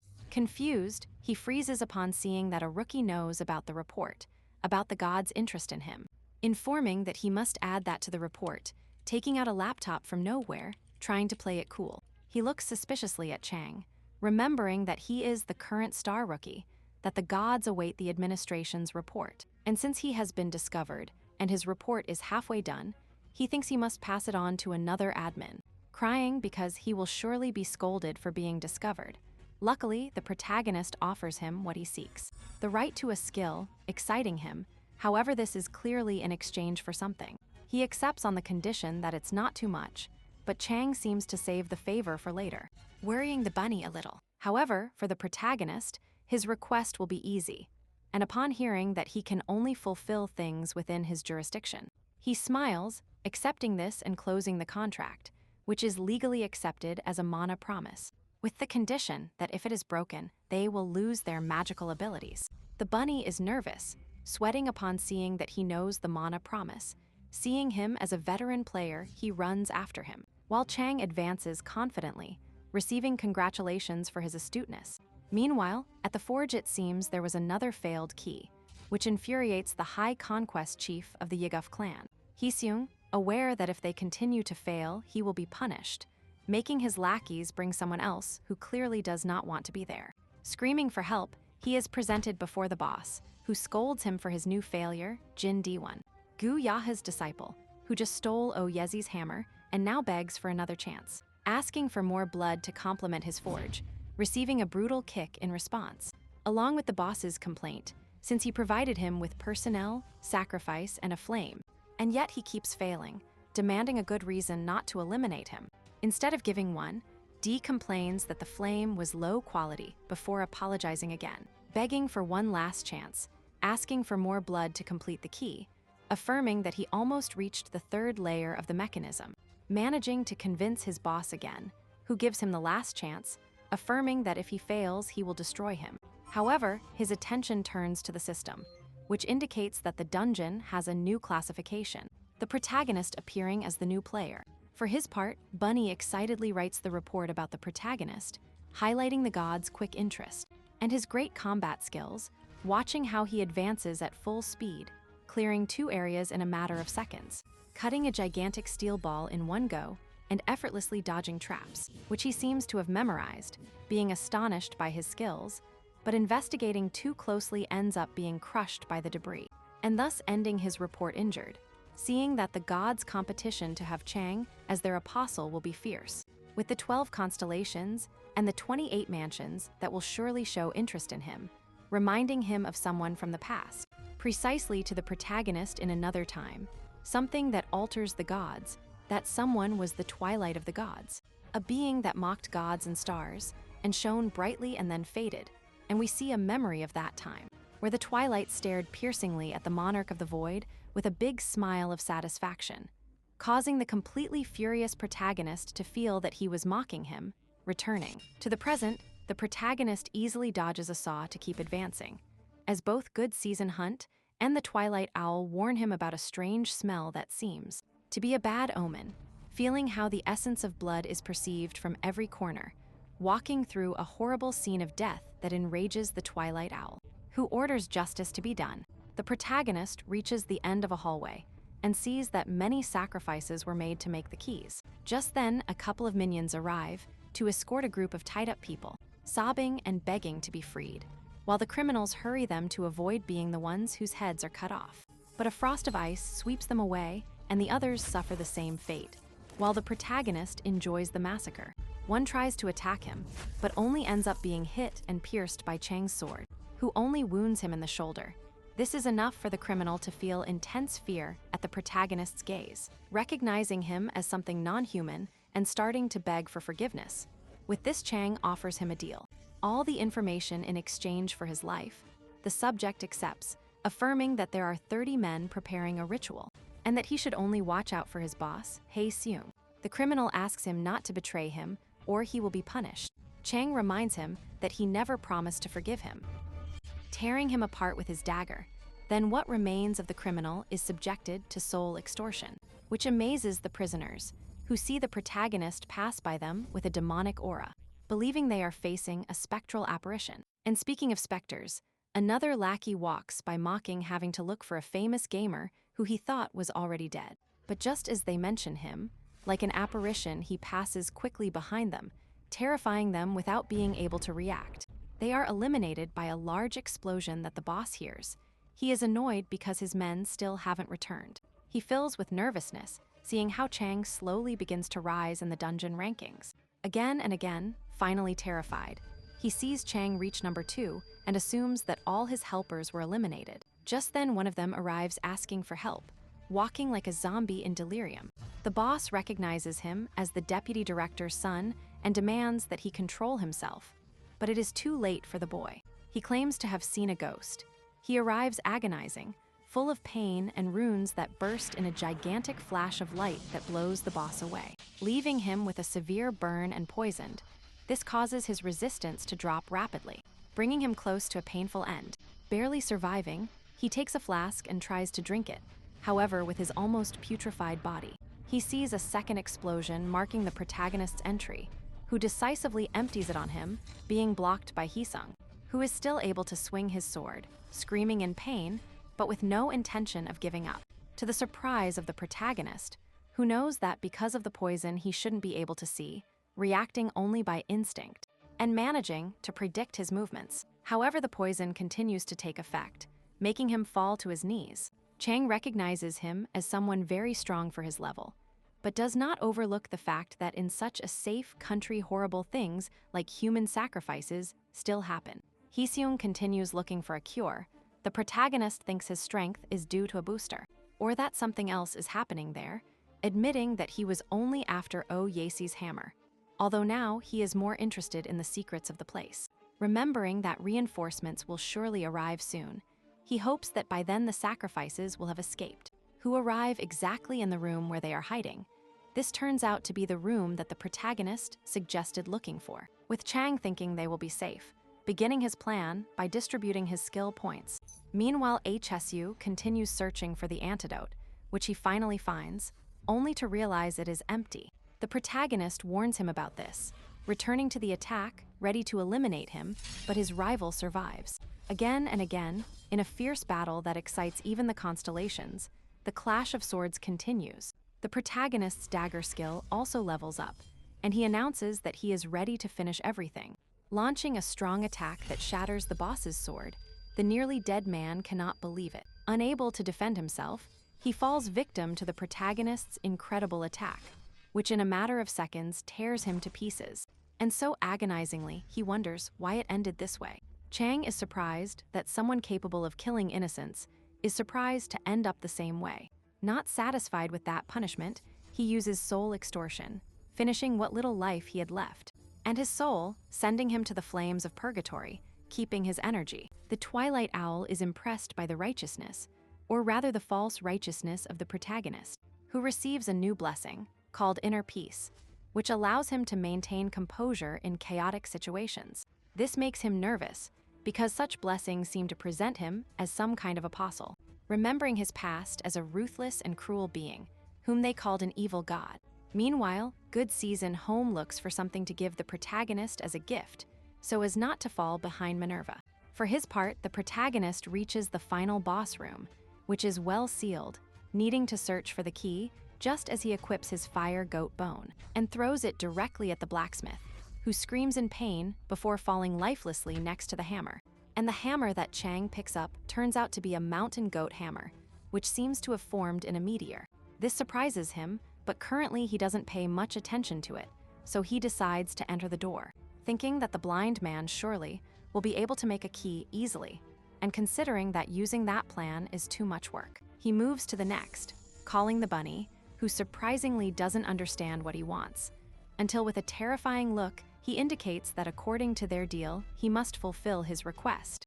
And open that door, he tries to refuse, but after some small threats, he ends up accepting, which causes the Constellations to mock the bunny, who is worried he will be punished, or worse, have his salary docked. So he opens the door using his authority, and inside he seems to see something that fills him with excitement and joy. Changing his attitude and enthusiastically asking the protagonist to enter, he does so, looking at him with some distrust. With the door closing behind him and the bunny laughing sardonically, the protagonist arrives in front of a gigantic three-eyed being, which begins to try to invade his mind, attempting to take control of his body and demanding obedience. The mission consists of resisting the curse and stealing the chest to win, and with the hypnosis hitting the protagonist hard. He remains firm, while the being commandingly orders him to surrender his flesh. However, the protagonist remains standing without moving. Outside, the bunny cannot contain his laughter, bursting into laughter, while mocking how easy the final boss should be, believing that everything boils down to keeping his mind out of the tomb master's control, crying with laughter upon seeing that it would be simple, if it weren't for the fact that the tomb master is this time formed by the thoughts of the enormous beast Vesla, mocking that a rookie could never overcome this, remembering how annoyed he is with Chang for wanting to play with him, retreating, considering him dead. However, the two skills of the Twilight Owl activate, clearing the protagonist's mind, and finishing the mission in a matter of seconds. This leaves the bunny cold, who doesn't understand what happened, until he sees Chang holding a golden key in his hand as the dungeon closes. Finally, the bunny admits failure, watching the countdown end. Then during the night, the protagonist returns to Yesi to return the hammer to him, which confuses him a bit. But the protagonist is only interested in knowing when production will begin. However, Yesi assures him that he won't be able to have his entire order within a month, to which the protagonist prefers to give him 1 week, which further upsets the subject, who claims he won't manage it. The protagonist leaves eating a cookie, affirming that he will pay him triple for the trouble. Astonishing his blacksmith, Shang interprets the blind man's surprise as a yes, and leaves to return in a month, not before taking the rusty sword, asking if it is for sale. Jesse flatly refuses, as it has passed down through generations, but faced with an abysmal amount of money, the protagonist ends up buying it, paying even for the sentimental value. Jesse accepts the payment, while petting his dog, who leads him to his forge, where he begins to prepare, still not understanding why he chose him, but he plans to give his all. Chan remembers how in the underworld Thanatos suggested he look for Jesse, whom he considered lost after having created the divine artifact of Capricorn. The confused protagonist thinks he is looking for a god, but the king of the underworld clarifies that he is looking for a pseudonym, a mortal who passed his mantle down through generations. Therefore, although Capricorn eliminated the original Oyasi, he left behind a successor, and even though many of the family's abilities and powers have weakened, he still knows that the weapons created by the successor will be incredible. And now the protagonist thinks the same, knowing that the Oyasi flower blooms on his weapons thanks to the blind man, whose real name is Bujang. Later, Chang travels by taxi, observing his prize, Peter's key, surprised to have found it in Vesla's tomb, while he makes his way home so as not to worry his mother. On the other hand, a furious mobster is scolding his men for not having found the one who sealed the Egoff dungeon. This is the head of the clan's raid department, Go Seung-won, who sends his men to look for the protagonist, dead or alive, worried that the real owners of that gate might find out, which happens to be the White Tiger clan, understanding the media problems of using human sacrifices, which is a problem for their collaboration. So he decides to go to the mountain immediately to fix the problem. And now, he is worried to see that not only did they close the dungeon, but they also took the key, sure that if the White Tiger finds out, it will be the end of his life, especially if it reaches the ears of Hyung, who would wipe out his entire family. For his part, at Chang's house, the recruiters are still waiting, until Hyung seems to receive a message from his assistant, which immediately disturbs him, releasing an enormous aura that materializes into a lion's roar. This amazes everyone who tries to calm him down, managing to bring him back to his senses and dispel his aura. Wu criticizes him for using that skill with civilians nearby. Young proudly turns to look at Yeon, who is protecting Chang's mother. She is furious, which makes Young choose the best option, leaving proudly and without apologizing. People ask the lady if she is okay, and she confirms it. However, she now understands that the awakened seem to live in another world, seeing them as very rough on the outside, but delicate on the inside, just like her son, whom she cannot prevent from getting hurt, it seems. But busy, she asks everyone to leave. The three go down in the elevator, with Gu annoyed because Hoon complicated things, and he asks Yeon and Jin what they will do now that they failed to see the protagonist, while remembering that the girl who survived the dungeon is his niece, who will surely throw a tantrum to keep insisting on Chang. That said, he offers to send them coffees if they decide to stay. Jin accepts and places her order, but she silences him with a slap, saying they cannot stay because they still have work to do, although Jin says otherwise, receiving another blow. With this, Woo-oh says goodbye to them, and as they move away, Jin notices that her companion has a too worried expression. However, her attention shifts to her phone, where she receives a message with a red code warning about the case on the mountain, where the survivors who were almost sacrificed were rescued, requesting reinforcements, which terrifies Jin, and Cha asks her to hurry or he will leave her behind. For his part, the protagonist is practicing with the rusty sword, enduring Good Season Hunt's criticism for having taken that antique, although at first glance it looks like firewood for a brazier. The protagonist knows well that he has the divine artifact, Sword of Yua Chang, in his hands, thinking it would be an excellent combination with his evil dragon sword, since said sword is one of the first weapons forged by Yesi, part of the blacksmith's 9 blades, for which with just one of them he could unleash a war, just as it happened in Arcadia, causing ruin to many empires, being surprised that one of those legendary swords ended up there, originally belonging to a murderess, who made the sword absorb much blood and therefore much resentment.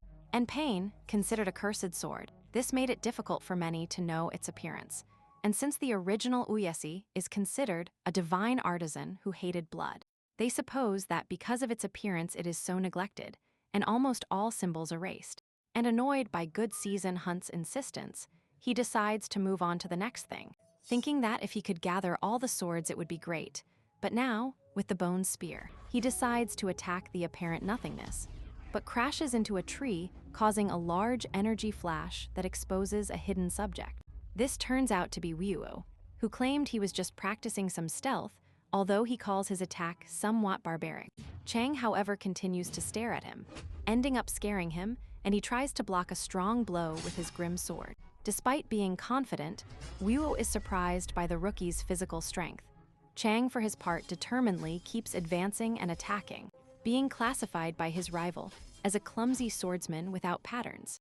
Guo understands that his movements have one clear objective: eliminating the rival, enduring the strong blows as best he can, realizing that he is clearly not facing a rookie. With the clash of swords at its peak, Guo only thinks that initially he wanted to get closer and test Chang's ability, But now he sees that his honor is at stake, and if he misses even one move, he will lose, so he will receive scoldings from his niece. So he decides not to hold back, releasing all his power and concentrating it all on his sword.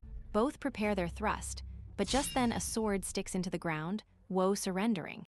He admits that he almost lost control in combat, returning to his usual kind style, which confuses the protagonist, admitting that he only wanted to test his ability and apologizes for having exaggerated in the fight.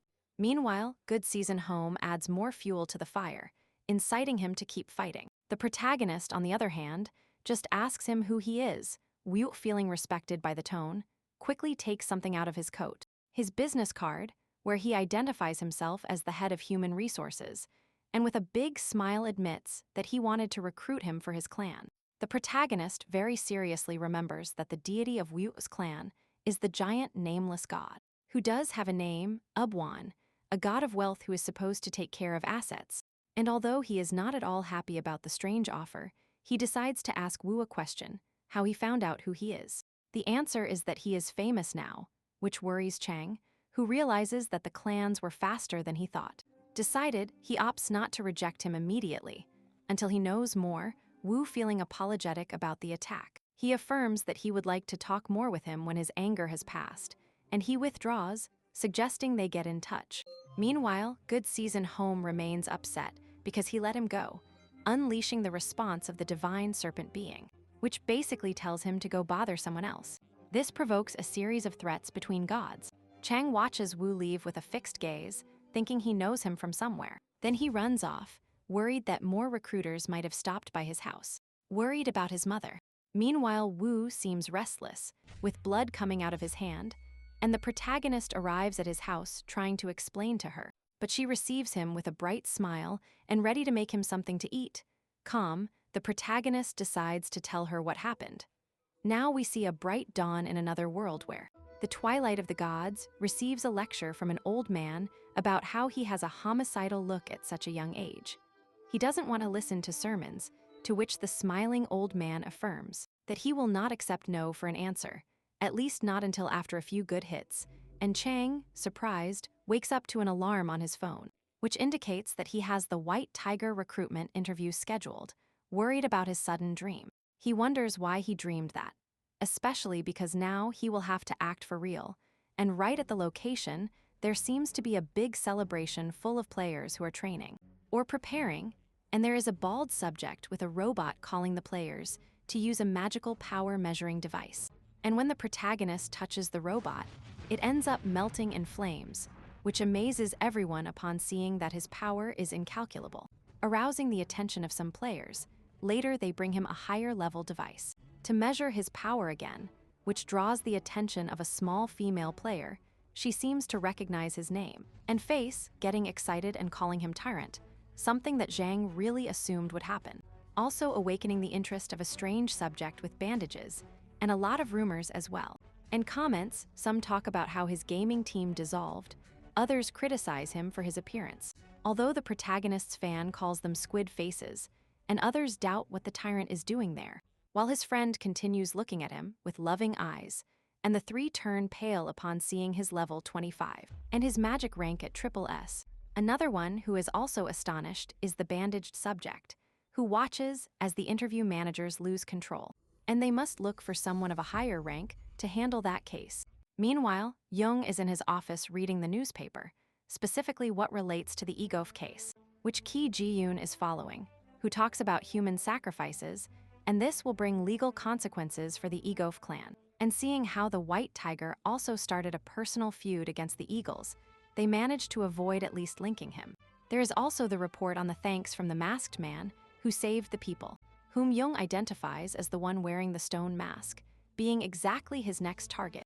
At that moment, the bald one interrupts him to inform him about the super rookie, which is of no interest to him. However, the senior executives have decided to approach and see him, surprising the blonde, who is informed that the rookie is precisely Chang, whom he failed to recruit due to the dungeon chaos, getting excited because he is there with excellent results in all tests. Due to the chaos of the dungeon, getting excited because he is there with excellent results in all the tests, rushing to be the first to get him.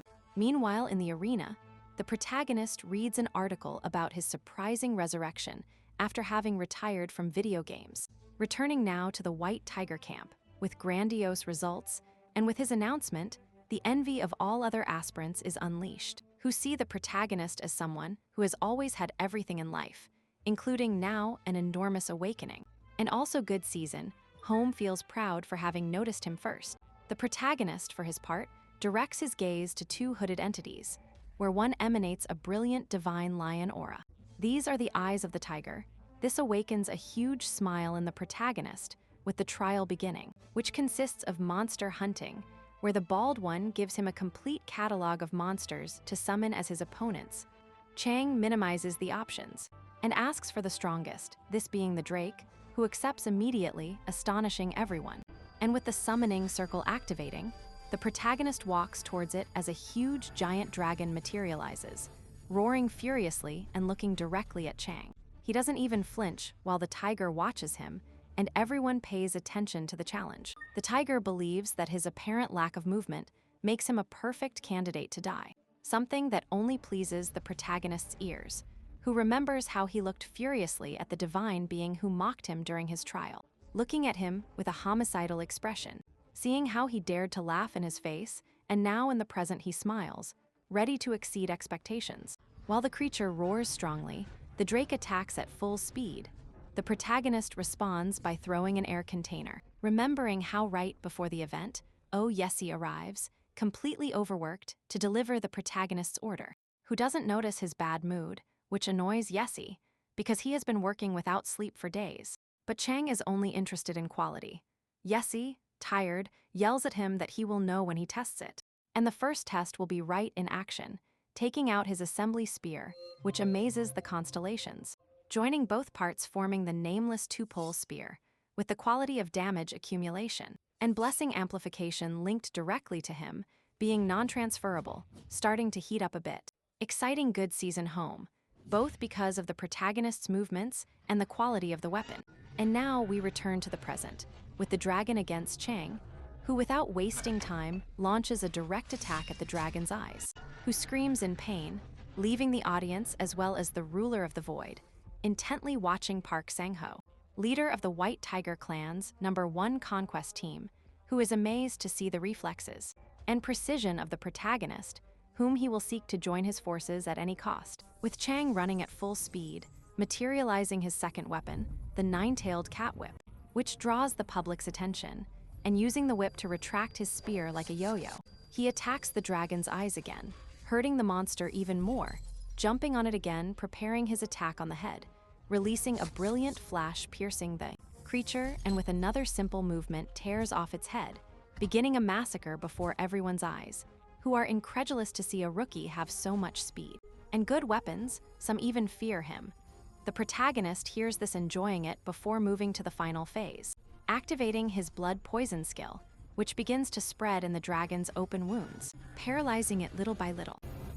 Desperate, the dragon tries to attack, while the calm protagonist observes that if the poison doesn't eliminate it, blood loss will do it. And finally, he meets the dragon with a strong blow that sends the scales flying with a gigantic golden flash. And so the announcement of the end of the fight and his level up draws a smile on his face. Good season Kaza admires his growth, while the eyes of the ruler of the void praise the amazing fight he witnessed, offering him to be his fang. Zhang can no longer contain himself about having him on his side and asks his assistant to call him immediately, until a golden flash passes next to him at full speed, which he knows well means. The protagonist, still on the battlefield, also notices it, preparing to withstand an attack from Hun himself, and happy that the protagonist managed to block his attack and tolerate his aura power. He admits that he is better than he supposed. Meanwhile, Chang only smells the stench of the ruler of the void reaching his nose. Hun continues to attack him, promising to turn him into a real tiger. The protagonist thinks about finishing him right there, but stops, considering that it is not a good way to approach the god.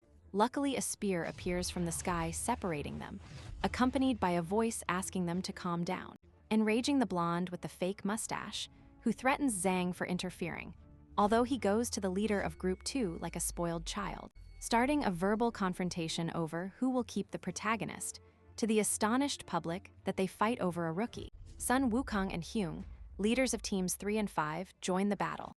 Now the protagonist is just a spectator, waiting for a bloodbath to begin among the leaders. Everyone releases their power.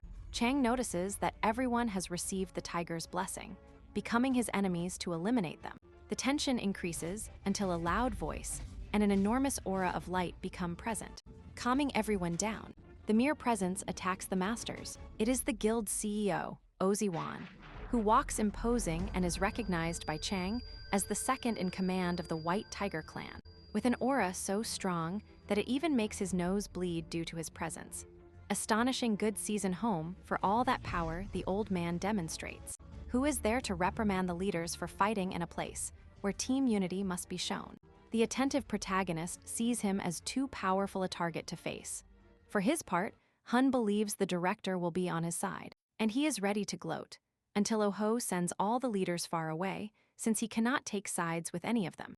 Deciding that he will keep the protagonist, he wastes no time taking him to his office, where the ruler of the void watches, drooling, as the protagonist changes his bloody clothes, making Season Home jealous, trying to mark territory. Director O also recognizes Chang's good physique, specialized for combat, without a single superfluous muscle gram. Thinking about the hard life the boy had to reach that level, looking at him fixedly and seeing his god's interest, he asks him how much money he wants, being rejected immediately because Chang can literally swim in money. So he tells him his real objective, the Future Strategies Department, precisely the department led by O, which could benefit from someone powerful. This unleashes an ironic laugh from the director, which makes his powerful aura go out of control, which begins to make the protagonist dizzy. Finally, he stops laughing, admiring his intention to reach such heights from the start, and seeing him as a tiger quality, explaining that the Future Strategies Division is precisely the main head of the clan. So he asks him how he will prove he deserves to get there. The protagonist directly tells him that he will set a record in the Crimson Mountain Range, the initial mission for rookies. This amazes the director, who believes it is a risky objective, which Chang doesn't see as a problem, affirming that he will do it. This is enough to pass the test, but noticing that the director doesn't seem entirely convinced, he raises the stakes, completely clearing the dungeon. The director, now excited, accepts, which makes Chang suspect that there is something interesting in the mountain range. Therefore, the protagonist asks for one last favor, to use the White Tiger Library. The director, seeing his hunger for knowledge, accepts, and so he quickly arrives at the library, where he checks that he is trending worldwide again, awakening people's interest, and seeing how the haters run out of arguments to attack him, resorting to government conspiracies and strange theories. He also sees how it is confirmed that it was the protagonist who cleared the Jasmine dungeon, thanks to the testimony of an anonymous girl, who is clearly the little girl who helped him, and suddenly an anonymous, but equally very strong one. Heesun. Meanwhile, Hoon throws a terrible tantrum for the director to hand over Chico to him, arguing that he will guide him on the right path. However, he knows that path is not good at all, suggesting that he calm down or he will demote him. Finally, the old man comforts him, affirming that Chang would not accept any other position than the one he wants, threatening to resign if he doesn't pass the tests. But once the test is over, he will be his subordinate and he will send him on missions with Hyung's group, which seems to please the big crybaby, who still wants to see Chang. Luckily for the director, he is in the place that the false mustache hates, the library. And so time passes, arriving at the day of the camp, with all the interest of the networks focused on Tyrant, who arrives at the imposing Crimson Mountain Range. And from the mountain range, a huge pink flash emerges that envelops the place, raising a gigantic wave of wind that reaches the protagonist, who sees a gigantic bird pass by, which is exactly his next objective, receiving the mission of the Crimson Mountain Range, which is being deformed due to an entity full of negative energies. His task will be to eliminate the creature, passing through the 8 zones of the mountain range and defeating their final bosses. And so he visualizes the mountain, recognizing it as a place as horrible as those seen in Arcadia. However, his attention shifts to his pursuer, visualizing the silhouette of a man who seems to have been watching him for some time, specifically since he arrived at the library, going back further, when Thanatos mentioned how massive and disturbing the White Tiger Library was. explaining how the ruler of the void specialized in disturbances, causing the white tiger, like its disciples, to accumulate many enemies, whom they use as examples when defeating them, boasting of the defeated one's feats to his god.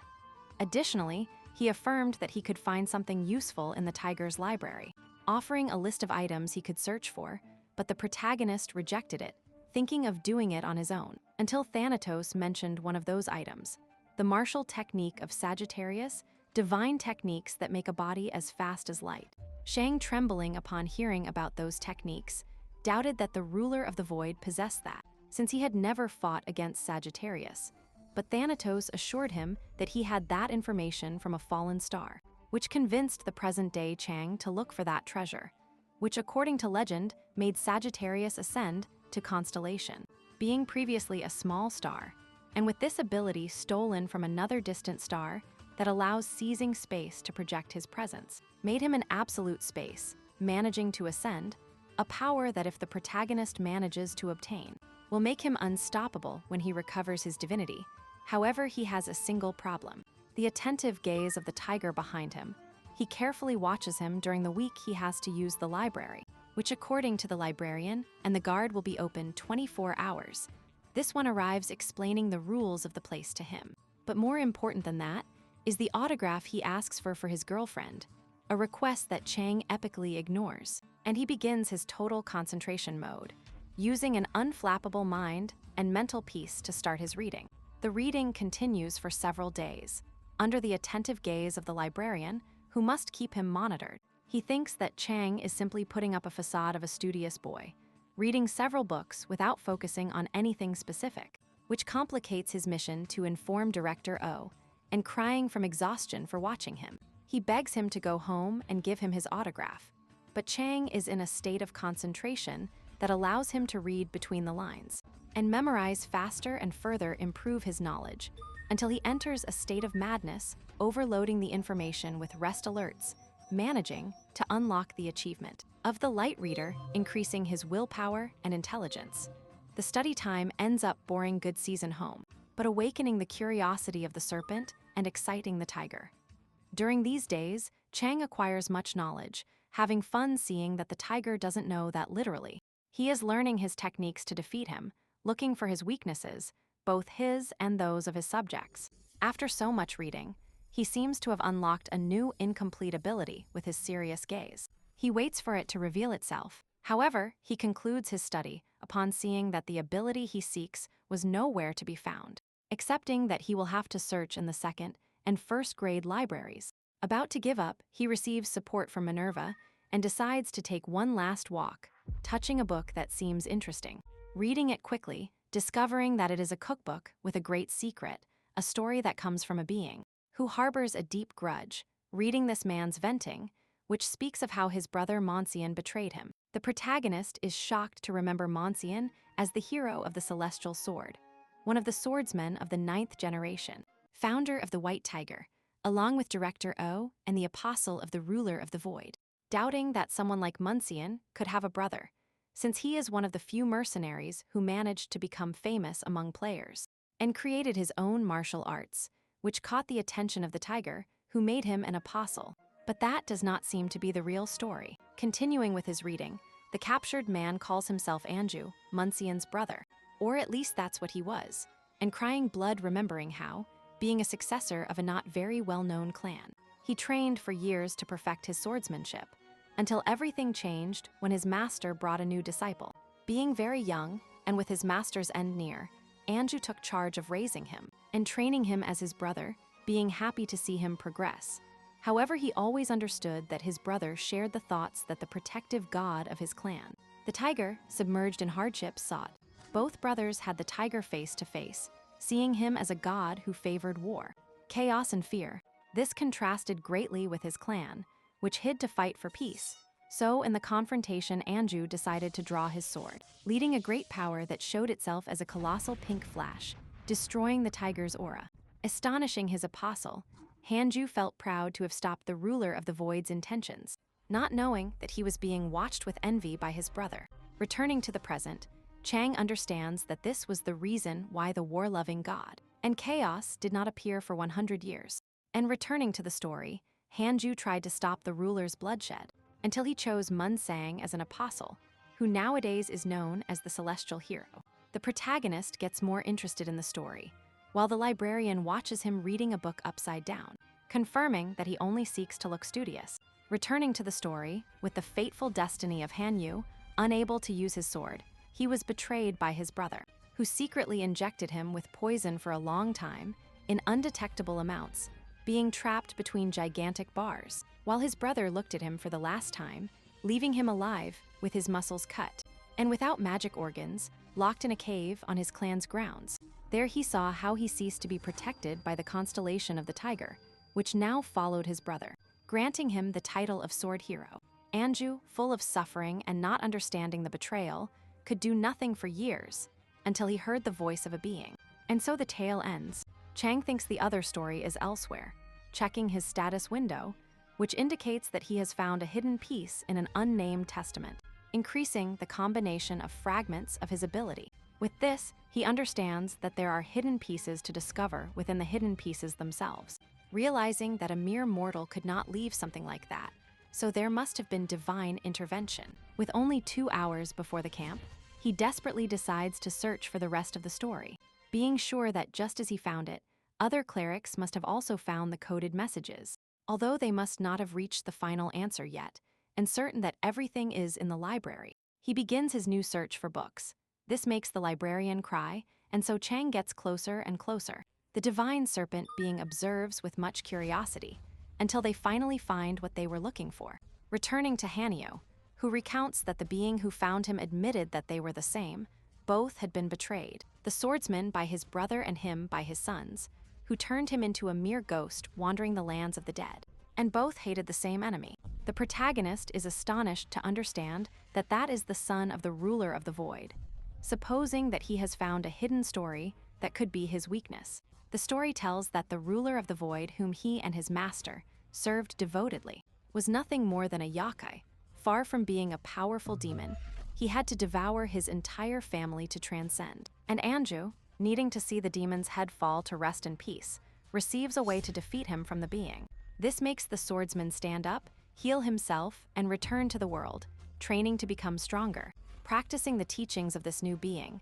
Then when that brother who betrayed him returned, Anju prepared with his sword, deciding to fulfill his wish, eliminate him, and then wield his sword to overthrow the ruler of the void. However, as he made his way, he doubted if he could do it, not for lack of power, but because of the affection he still held for the one he raised as his brother and disciple. Thinking about it, he left his testament in the form of a secret code in the hope that one day his secrets would pass to a new successor, reporting that he discovered all the fragments of the hidden piece. The serious protagonist feels the will of someone unknown surging from his being. This increases his stats and unlocks the Black Mountain Claw ability, which can force a rival into a critical massive bleeding. Observing how Hanyu used it as an insta kill, conditioned to be used without confrontation, releasing a large aura of shock with a cumulative impact. The story continues just when Hanyu reached his target, his brother, and with the ability to hide or combine abilities, the hatred-filled swordsman decided to go for him.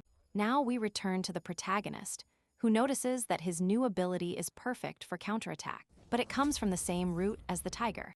Reading the final part of the story, where these two brothers clash in strong power struggles, this being the end, Shang understands the resentment that must be in that ability, admitting its great power, but also its excessive energy consumption, recognizing that with his current power, he could only perform one attack, having to gather all the necessary elixir to move on to his next mission, the training zone. Returning to the present, the Crimson Mountain Range, Chang recognizes that the difficulty might be high, since he must clear it completely to fulfill his promise to the director. However, his main intention is to investigate the secrets of the place, and annoyed by having the librarian tailing him, supposing he must get rid of him first, although the latter asks him to pay him the same attention as in the library. That is none, believing he must put up with him a little longer. And annoyed, he finally enters the safe zone, being watched by all the rookies who recognize him, and fear being compared to him. However, Chang directs his gaze to 3 useful people, the trio of friends who were in the camp, bringing his fan to tears of excitement. from whom he withdraws his gaze, considering her annoying. Then he observes the bandaged subject, on whom he focuses to discover his name, Baek Jiho, who seems to have already received the blessing of another god, and the person in charge asks for attention to formally inaugurate the event. Chang notices that once again he seems to be trending, being observed by all interested parties. Now we switch to Woo in his office, receiving a call from his niece, whom he seems to be trying to convince to get him an autographed card from an important brand. However, she doesn't want this, shouting at him and hanging up. This depresses Woo, who remembers how he was always an affectionate uncle, watching his adorable niece grow up. And Eben, until the incident at the Hamsel Gate occurred. At that moment, he filled with fear. Along with his parents, upon learning that the little girl had been trapped, he sought to form a rescue group and prayed to his god for his niece to return safe and sound, just when they informed him that she had returned. This made him cry with happiness, and upon talking to her, they asked about the man who rescued her, calling him Uncle Chang, and he asked his real uncle to keep his identity a secret until he decided to reveal it himself. Wu accepted, affirming that as soon as he could, he would look for him to be part of his clan, exciting the little girl. However, his recruitment attempt seemed like a personal attack, remembering how he lost control at that moment. But he could never speak directly to Chang to make his real offer, thinking that Chang would call him. But he ended up waiting a month for him, only to see him appear as a great talent in the White Tiger clan, realizing his mistake. And now he has to put up with his niece calling him several times a day to tell him that she hates him for not getting Chang, something that his brother-in-law and the president of his clan have also complained about. And now seeing that the protagonist has become almost a magnate, he thinks about how to bring him back. For his part in the camp, the fan continues drooling while photographing the protagonist, making her brother jealous. She admits that she didn't think she would manage to qualify, observing that she has the same level as her other friend, Hyung, who complains about being in the same group as the protagonist, and at that moment has a grim look being pulled out of his trance of hatred by the boy, who forces him to pretend to be fine and serene, while the bald one announces the last pauses of the training, which will last 100 days. During the first month, they will be given the opportunity to learn 3 White Tiger skills. They will receive combat education, and then for the next 70 days, the safe zone will be removed, and they must survive with what they have learned. Points will be obtained depending on the monsters they eliminate, being monitored by instructors and security agents who will only intervene if they are in danger, disqualifying them on the spot, but giving them a small reward if they get a good score. However, the first 5 places will be out of the clan, which only the top 5 will enter and receive the blessing of the Constellation, clarifying that as long as they do not commit a crime, they will have complete freedom, taking out the scrolls with the 3 basic skills. These being Now Tiger, which releases magic to attack, Tiger Step, which serves for speed, and Tiger Danger, which amplifies attacks. Once the 3 are read, he asks them to tear them up to activate them. With this, the bald one announces that they will be given a practical demonstration. But Chang raises his hand to affirm that he has already learned all the skills, asking to move to the safe zone at once. Everyone is surprised, thinking he used some dirty trick, cheating, doubting if it's true. Meanwhile, his fan ends up drooling even more, annoying Hyung, who seems jealous, and angry, hoping that the protagonist fails, knowing that to prove it, the protagonist did not receive the definitive skills, so he doubts that he can perform them, excited thinking that if the little fan named Chine fails, she will stop drooling over him, although his sadistic gaze makes her brother uncomfortable. The protagonist just breathes deeply and releases his power, activating the skills and generating a great aura, even taking the form of a tiger, surprising Hyung upon seeing the imposing proto taking an attack stance, and thus the lion's aura envelops him, surprising everyone, and with a quick movement, he launches a direct attack towards the instructor, who, terrified, doesn't even manage to react. For his part, the attack is not directed at him, but to the side, where he leaves an enormous claw mark on the ground, and great destruction in the forest, incinerating creatures that were just passing by. The shocked instructor doubts how he did it, while Chang replies that he just tried. And it worked out, an answer that confused and terrified everyone, who see him as an arrogant idiot. Just at that moment, the librarian appears, who in front of Chang affirms understanding why he was locked in the library for so many days, and recognizes Director O's interest in him, believing he is not just a genius, but a scholar who spent days trying to understand new areas and flourish his talent. The librarian apologizes for thinking it was just a facade and sees him as someone inspiring, making a small bow before Chang's confused gaze. Everyone reacts upon seeing that despite being a prodigy, he had to strive to achieve results, thinking that perhaps if they also put in effort, they could reach him someday. This leaves Chinny overly excited, who exaggerates a bit. For his part, the ruler of the void also gets excited seeing how he mastered his techniques, affirming that Chang will have a very high position if he continues like this, something that doesn't seem to bring much joy to Good Season home. With Chang receiving confirmation that he passed the first test and walking towards the forest, leaving the safe zone behind under everyone's gaze, including a group watching him with murderous eyes. Later, Chang hears the ruler of the void stating he is excited about his declaration to clear the dungeon. The Proto understands that he has been observing his conversation with the director. However, he notices how the air of the place begins to become denser, thinking it is due to the ecosystem alteration they mentioned, caused by powerful magic, considering it unlikely that a casual player could withstand these conditions. Taking a deep breath, he activates the 8 trigrams to purify himself. He also activates Unbreakable Heart to make a decision, and releases his double spear, making his first move. Using Tiger Steps, amplifying his power, releasing an attack from the spear as if it were lightning, eliminating another monster. Happy to be right, finding the hiding place of his first objective, the one-legged ghosts, who jump terrified trying to escape, which is exactly what he expected.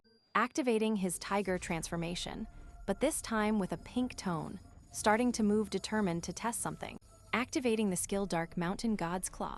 Smiling, he uses his move that shatters all the monsters, incinerating the entire area in the process. The ruler of the void is surprised by his strength. The Proto observes his destruction, noticing that the ruler did not realize the magic he actually used. And he also confirms that it is a technique that consumes a lot of magic.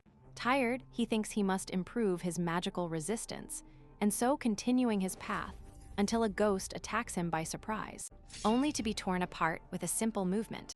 Then he activates his viper eyes, starting to easily tear apart all the monsters surrounding him, bringing Good Season Gaza to tears with excitement. The serpent that wraps the world is intrigued, asking permission to read his abilities as data for research. And the overpowered protagonist receives the notification that he has eliminated the entire tribe of one-legged ghosts in one go, obtaining their items as a reward, then deciding to use soul extortion just when he notices something. A strange flower with eyes. The flower, upon seeing itself observed, quickly tries to hide, but Chang captures it by tearing it from stem to root, making it cry. And it tries to break free. Said flower, according to Chang, lives in regions of life and death, possessing a powerful lethal poison. And now he thinks of using it, while remembering how he searched for more information to increase the flame of the 8 trigrams, trying to evolve the attack regeneration ability, which he consulted the second elder about, who upon hearing his request laughed hysterically, seeing him as crazy for wanting to take the celestial Tao flame further, which represents birth and creation. The elder considers that Chang seeks to turn it into an object of destruction, although he admits that if he doesn't do this, he will help him. Chang asks for the method, and the elder explains that he must seek to increase the firepower, adding more flames, warning him that if he adds too many, he could be devoured by them. Therefore, he suggests he look for a specific flame, a cruel and vicious one possessed by the obstinate specter, or the crimson canine, with which he could ignite hell itself.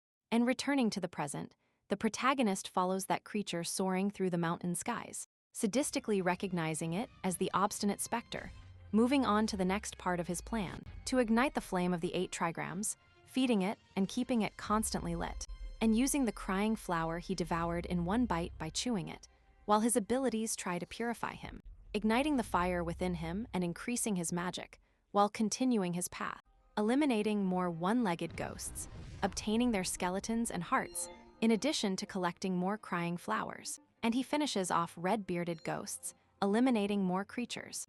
Meanwhile, Good Season Home is bored watching him walk, while the Twilight Owl watches him with interest. Chang, meanwhile, is calm, continuing to eat poisonous plants, reaching a great peak, where he climbs to find the specter's empty nest, where he recalls how the elder explained that this winged being is neither a beast nor a specter, but rather a non-living being, composed of a colony of specters representing fire and deaths. The protagonist is interested in the idea of eliminating it by destroying its core. However, the elder clarified that it does not have a core, but something similar, its right eye, formed by compounds of several tens of spirits full of resentment that form a jewel in its eye. Exactly what he is looking for now to increase his flames, seeing that the specter is momentarily not in its nest. He decides to wait for it, starting to set traps. Meanwhile, at the camp, the instructors are amazed to have already approved 26 people in 10 days, thinking that they were greatly influenced by the protagonist. On the other hand, in the forest, the group that has something against Chang observes the destruction he has caused in his wake, and they prepare to look for and eliminate him, believing it will be easy to finish him off, supposing that he received some advantage from the white tiger to learn skills in seconds. However, one of them fears that the supervisors will find out about their plan, considering that the white tiger professes justice. And the leader of the mercenaries, on the other hand, knows well that the white tiger has its roots in beings like them, simple assassins within that world organization. They are businessmen who do everything for money. The mercenary with a goatee believes that the protagonist is promising, either for what he has earned as a player, or his gamer career, or his rich family, believing there are many options to exploit him. On the other hand, he fears that they might do something that will harm them, which provokes hateful looks from the others. The latter thinks that if they fail, they will have problems with their real objective, participating in the camp, and stealing the dream orb, remembering that it is the only way they have to deal with the white tiger, as members of the Eagle clan. This further ignites the anger of the other two, who feel underestimated by thinking they won't be able to handle a mere rookie. They threaten him until he gives in, activating his power and following the path. He, with no other options, also follows them. For his part, the protagonist waits patiently atop the mountain for the specter's arrival. Meanwhile, hundreds of explosions begin to appear, eliminating several creatures due to the traps he placed once. And again, this makes him level up, exciting Good Season Hunt, who sees the explosions as fireworks. However, when all the traps are activated, with no trace of the specter, Chang assumes it will not return to its nest, deciding to leave and search for new tracks. But first, he must deal with something, just dodging a powerful attack that causes a huge explosion, coming from the bandaged subject, who is astonished by his power. Chang, annoyed by being followed, and even more so because he has now seen too much, decides to eliminate him, going head-on against Beak, who barely manages to block, starting strong clashes between both. The protagonist admires him for his spear control, thinking he might be at level 35. Getting serious, he begins to attack strongly, making the bandaged boy step back due to Chang's precision in aiming directly at his neck. Seeing the danger, Bike uses the Shadow Palm skill to deflect the protagonist's movement. Without a second thought, he draws his sword and attacks directly at Bike's head, who just closes his eyes, ending in a large explosion, but he was still alive, opening his eyes and seeing the rusty sword at his neck. Not understanding why the protagonist stopped, the serious protagonist asks him how he knows how to use the secret shadow technique, now confusing Beak, who does not know how the protagonist has that information. This leads Chang to remember his days marked by struggle and war, when he still had comrades he trusted. Over time, those comrades grew distant due to the increase in the protagonist's sadistic madness, thus losing his precious bonds and memories. Specifically, he remembers the god of slaughter and destruction, the thousand-year sleeping dragon, the blood and iron lion, and the wandering shadow of churches, this last one being the unique technique he just saw. The so-called shadow techniques, the sole authority of that divine being. With this, Chang calms down, but now Bike is even more confused, because the protagonist knows a name that his master only gives to his comrades. That's why he attacks again, forcing the protagonist to retreat while defending himself. This entertains the ruler of the void and annoys Good Season Home, who does not want to see his protege lose to the bandaged subject. Beak remains enraged in the fight.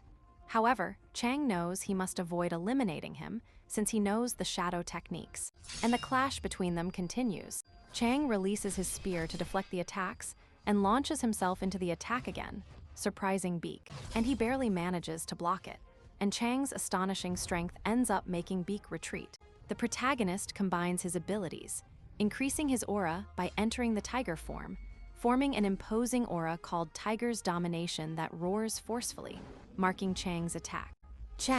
Beak tries to block but fails, sending him flying against a wall and barely surviving. And unable to move, he watches Chang approach, threatening him with his sword. With the notification that Good Season Home got excited by the fight, Chang appears imposing in front of his rival, whom he recognizes as a ghost-born being, beings that are unnaturally born from a ghost, with horrible appearances and great supernatural abilities, who live their entire lives cursed. Beak, worried, asks him how he knows. Chang answers that it is not important, but in his mind he knew it since he read his burn marks, that they are actually birthmarks due to his spectral ancestry, understanding that the shadow technique is not a learned skill, but an innate ability, understanding that he is the son of his friend, Churches, by possessing his energy. This worries him, thinking that his old friend is so weak as to let his offspring remain trapped in the human world. And seeing that it is useless to continue fighting, he supposes that the boy does not know his parents, agreeing to reveal information to him. Admitting that he knows, he is there for the specter to heal his scars. Although he looks at him doubtfully, the protagonist clarifies that he does not descend from a fire ghost, so the obstinate specter's flame eyes will not serve him, and he affirms that he noticed his nature while they fought, seeing that he can use shadow techniques. He also explains that the specter he seeks is more related to the element of death, and possesses such powerful Kai that he doesn't believe he can devour it, unless he wants to become a complete ghost, or an infernal demon, and if that is the case he will allow it. But truly seeing Beak's face, he understands that he was just guessing, looking for any way to end his curse. The boy sees that he can do nothing more, but Chang gives him hope, promising to cure him, astonishing him. However, this will be through a deal, having to collaborate with all the information he has about the obstinate specter, and help him hunt it, since he must have investigated even more than him to get there. Beak still doubts whether to trust him, and as a sign of goodwill, the protagonist shows him that he can cure him. Asking for his hand, trembling, he extends it, and they ask him to withstand the heat he is about to receive. Starting to use the power of the 8 trigrams, submerging the boy's hand in fire, who screams in pain. Chang warns him not to give up, and to stop screaming, or he might have a disaster with his lungs. He endures the pain, while the system affirms that the ghost-born state is disappearing along with the curse. Astonishing the boy, the protagonist observes that it is working, only needing to reach the center of the ghost-born, right in his heart, which is arriving. However, the flames begin to retreat, and now he is out of breath, trying to speak, and Chang asks him to check his face, which is free of curse. With the process finished, now the cursed boy sports a new face carved by angels. That Good Season Hunt admires. The serpent thinks about investigating this ability, while the tiger is happy to see the subordinate's good face. However, Chang clarifies to the boy that with his current abilities, he barely managed it, making it unlikely to cure him completely. So he asks him to join him to go after the specter and increase his fire power, promising to cure him through a mana pact if necessary for Veek.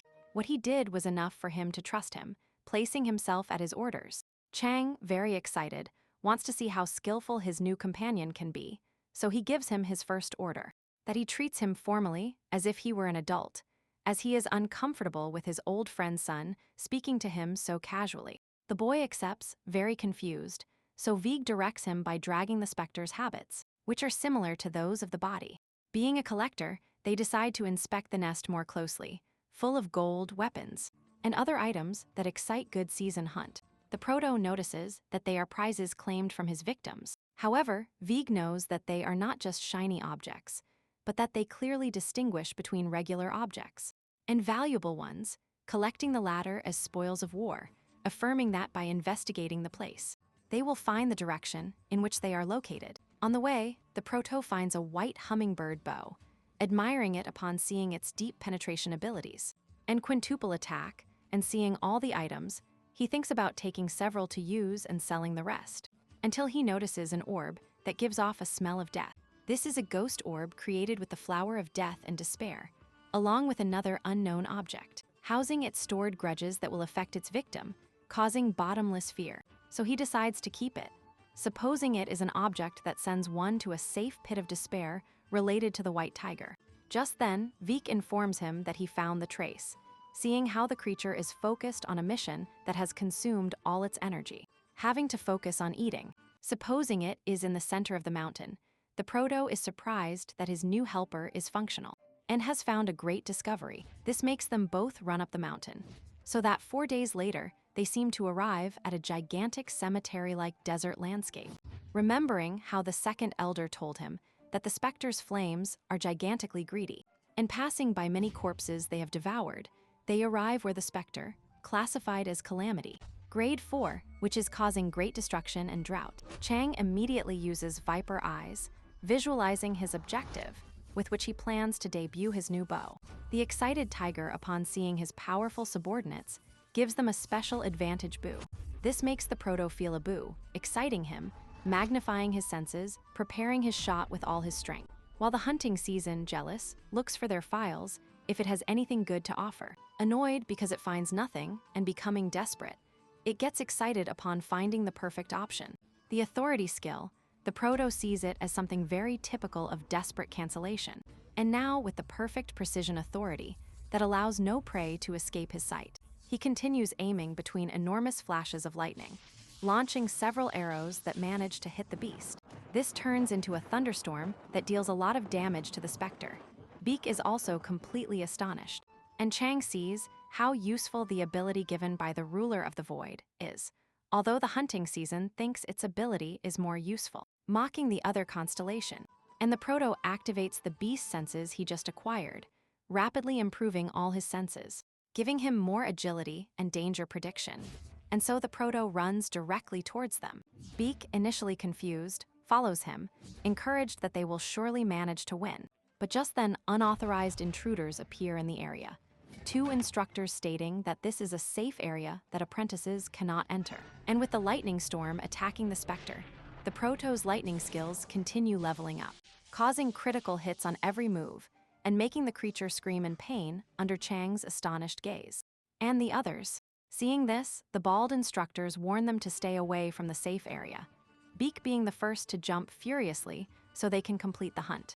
This only puts the bald one on the defensive, who threatens him directly, and with the specter regaining power and trying to escape, Beak insists on following it, as he doubts they will have another chance. But they insist that he retreat, leaving him frozen with fear. Chang angrily remembers that O promised him complete freedom, turning to look at the librarian's hiding spot, who nervously chooses to escape instead, thinking that the white tiger is trying to hide something related to the orb they found, supposing that someone knew that this one was eliminated by the specter, looking for the specter to hide information. So he decides to provoke him a bit more. Smiling confidently, he asks them if by not entering the protected area, they can proceed normally. And as soon as the answer is affirmative, he smiles upon seeing the monster attack them, exactly what he takes advantage of to start his plan. With his inner flame burning, he begins to gradually absorb the gigantic source of fire. The specter, returning a bit before when Chang observes what remains of a monster, concludes that the specter had an offspring, seeing that this is the reason it accumulates a lot of energy to share it, asking Beak if he has a plan to find it. And although he tells him he has a couple of ideas, he doubts they will work. Chang seems to have an idea, search the being's feeding place and set a trap for it. Returning to the present, he uses soul extortion to lure the creature towards them, absorbing the spirits bound to it, and then burning it with the trigram fire. With flames enveloping the battlefield, Vahex is amazed by the Proto's power, remembering how a little before they prepared that monster with ice poison, and paralysis, poison with which they poison the specter. Chang, seeing that his plan is going just as he thought, remembers that he didn't mention that his decoy monster still had a spirit that, when absorbed by the monster, would attract it with his trigram fire. This should expand to all other spirits bound to the monster, using soul extraction to attract them. Determined, he knows it is time to start absorbing all its power, rapidly consuming, and excessively, the power receiving system alerts indicating that his strength and magic are at their limit. Having to break these limits to absorb more power, ending up engulfed in flames, happy to gain the title of the one who swallowed the sun, which increases his authority level. And with the specter trying to resist, he launches himself towards it and the others, who see him coming without knowing what to do. Chang prepares his next move, using the flames offensively, starting to burn the rusty sword he carried, bathing it with fire and blood to complete the requirements of the divine artifact, remembering that there is only one way to completely hunt the monster, and that is by activating the divine sword, needing a good amount of end-of-the-world flames, which he is now absorbing with great ease, and the other ingredient is its blood, that he must absorb to unleash the power, and remembering how Ta's sword was passed down from generation to generation by Yesi taking its place as the brazier flame, and the fire along with the blood shed by the countless assassins who wielded the sword are important. And with the specter flying, Shang sees at the center of the sword full of blood and fire, screaming loudly with the sword starting to change shape, engraving its name as its new owner, and now an enormous flash of light arises from his completely new sword, and from it hundreds of voices, and tortured souls expel their pleas to be freed. And with an attentive gaze, the proto sees the souls passing from one side to the other while beak, and the terrified instructors watch as a whirlwind of spirits envelops the proto, who with a simple word silences the spirits, pushing them away with a large shockwave, leaving only the sword he wields, becoming one with it, and unleashing its power in a whirlwind with which he strikes the specter, causing massive damage and tearing it to pieces. And with more ranged attacks, the proto finishes, destroying what remains of the monster, leaving everything ready to use the monarch's claw, completely evaporating the creature. Then he uses soul extortion and obtains the specter's crystal eye. It takes its diamond form full of power. And game, with this he also obtains an achievement for the sword's release, and his dagger skill level increases so much that it can become a supreme skill. And unified, Good sees in home jumps, because he insulted that sword in the past. The serpent is no longer surprised by his knowledge. It observes that the demon awaits a response. And Minerva grants him a blessing. This is one of YSY's 9 famous swords, which grants mysterious powers like a life-draining effect. And Fire Tempest, and although some abilities are still locked because requirements are missing, this activates the hidden mission of Ojeshi's secret, counting that these 9 legendary swords are objects full of great power, that he must now search for to gain access to a mysterious world, having to guard against the beings who also seek the swords. The reward will be unlocking the skills of the blacksmith Ojeshi's legacy. With this finished, Chang wields his new sword, unleashing its power. The runes adhere to his body to use the power from his own hands, which have hardened due to the sword's strength. This suddenly increases his magical power capacity, as if a river flowed through his body, while the instructors watch him surprised, whispering that they shouldn't have let him steal the specter. Adding to this, Chang surely has the orb, and since they don't have many options left but to eliminate him, one of them decides to do it right now, even though his companion considers it dangerous, after seeing that they face someone who literally absorbed all the specter's power. But the other bald guy thinks that this is exactly the moment. Seeing that despite everything he must be tired, his companion agrees, and they prepare to attack. But the mercenaries appear, confident, seeing that all the big shots are there. Chang, the specter's treasure, and the white tiger's dogs. The instructors ask how the mercenaries got there. These admit that they passed through the gaps in their defenses. This worries the bald guys, who nervously recognize the devil's mass leader, named Zhang Qingshai. The goatee, known as Philo, closed-knife Park Kaipayo, and the chubby Barwo, who suppose that they decided to invade that dungeon because of rumors about the white tiger. Zhang affirms that he wants a good talk with them, releasing his chain mace and starting to swing it around. The bald guys, seeing that they will have to fight, make the safest decision, send one away as a sacrifice, while the other confronts them. However, when one tries to escape, he is quickly intercepted, barely managing to fight, managing to shake him off only to see his sadistic smile, while she affirms that she is just getting started. The leader, for his part, takes care of stopping the other bald guy with his mace, shattering his sword, who now defenseless tries to dodge the blow, but doesn't notice that the movement changes direction, right towards his head, ending in a bloody explosion. Zhang laughs wildly seeing how weak the bald guy turned out to be. This annoys the goatee, since they could have used him to extract information, but Zhang calms him down, thinking they still have one left. But this further infuriates the goatee, who doesn't notice the bald guy going for him, for his part.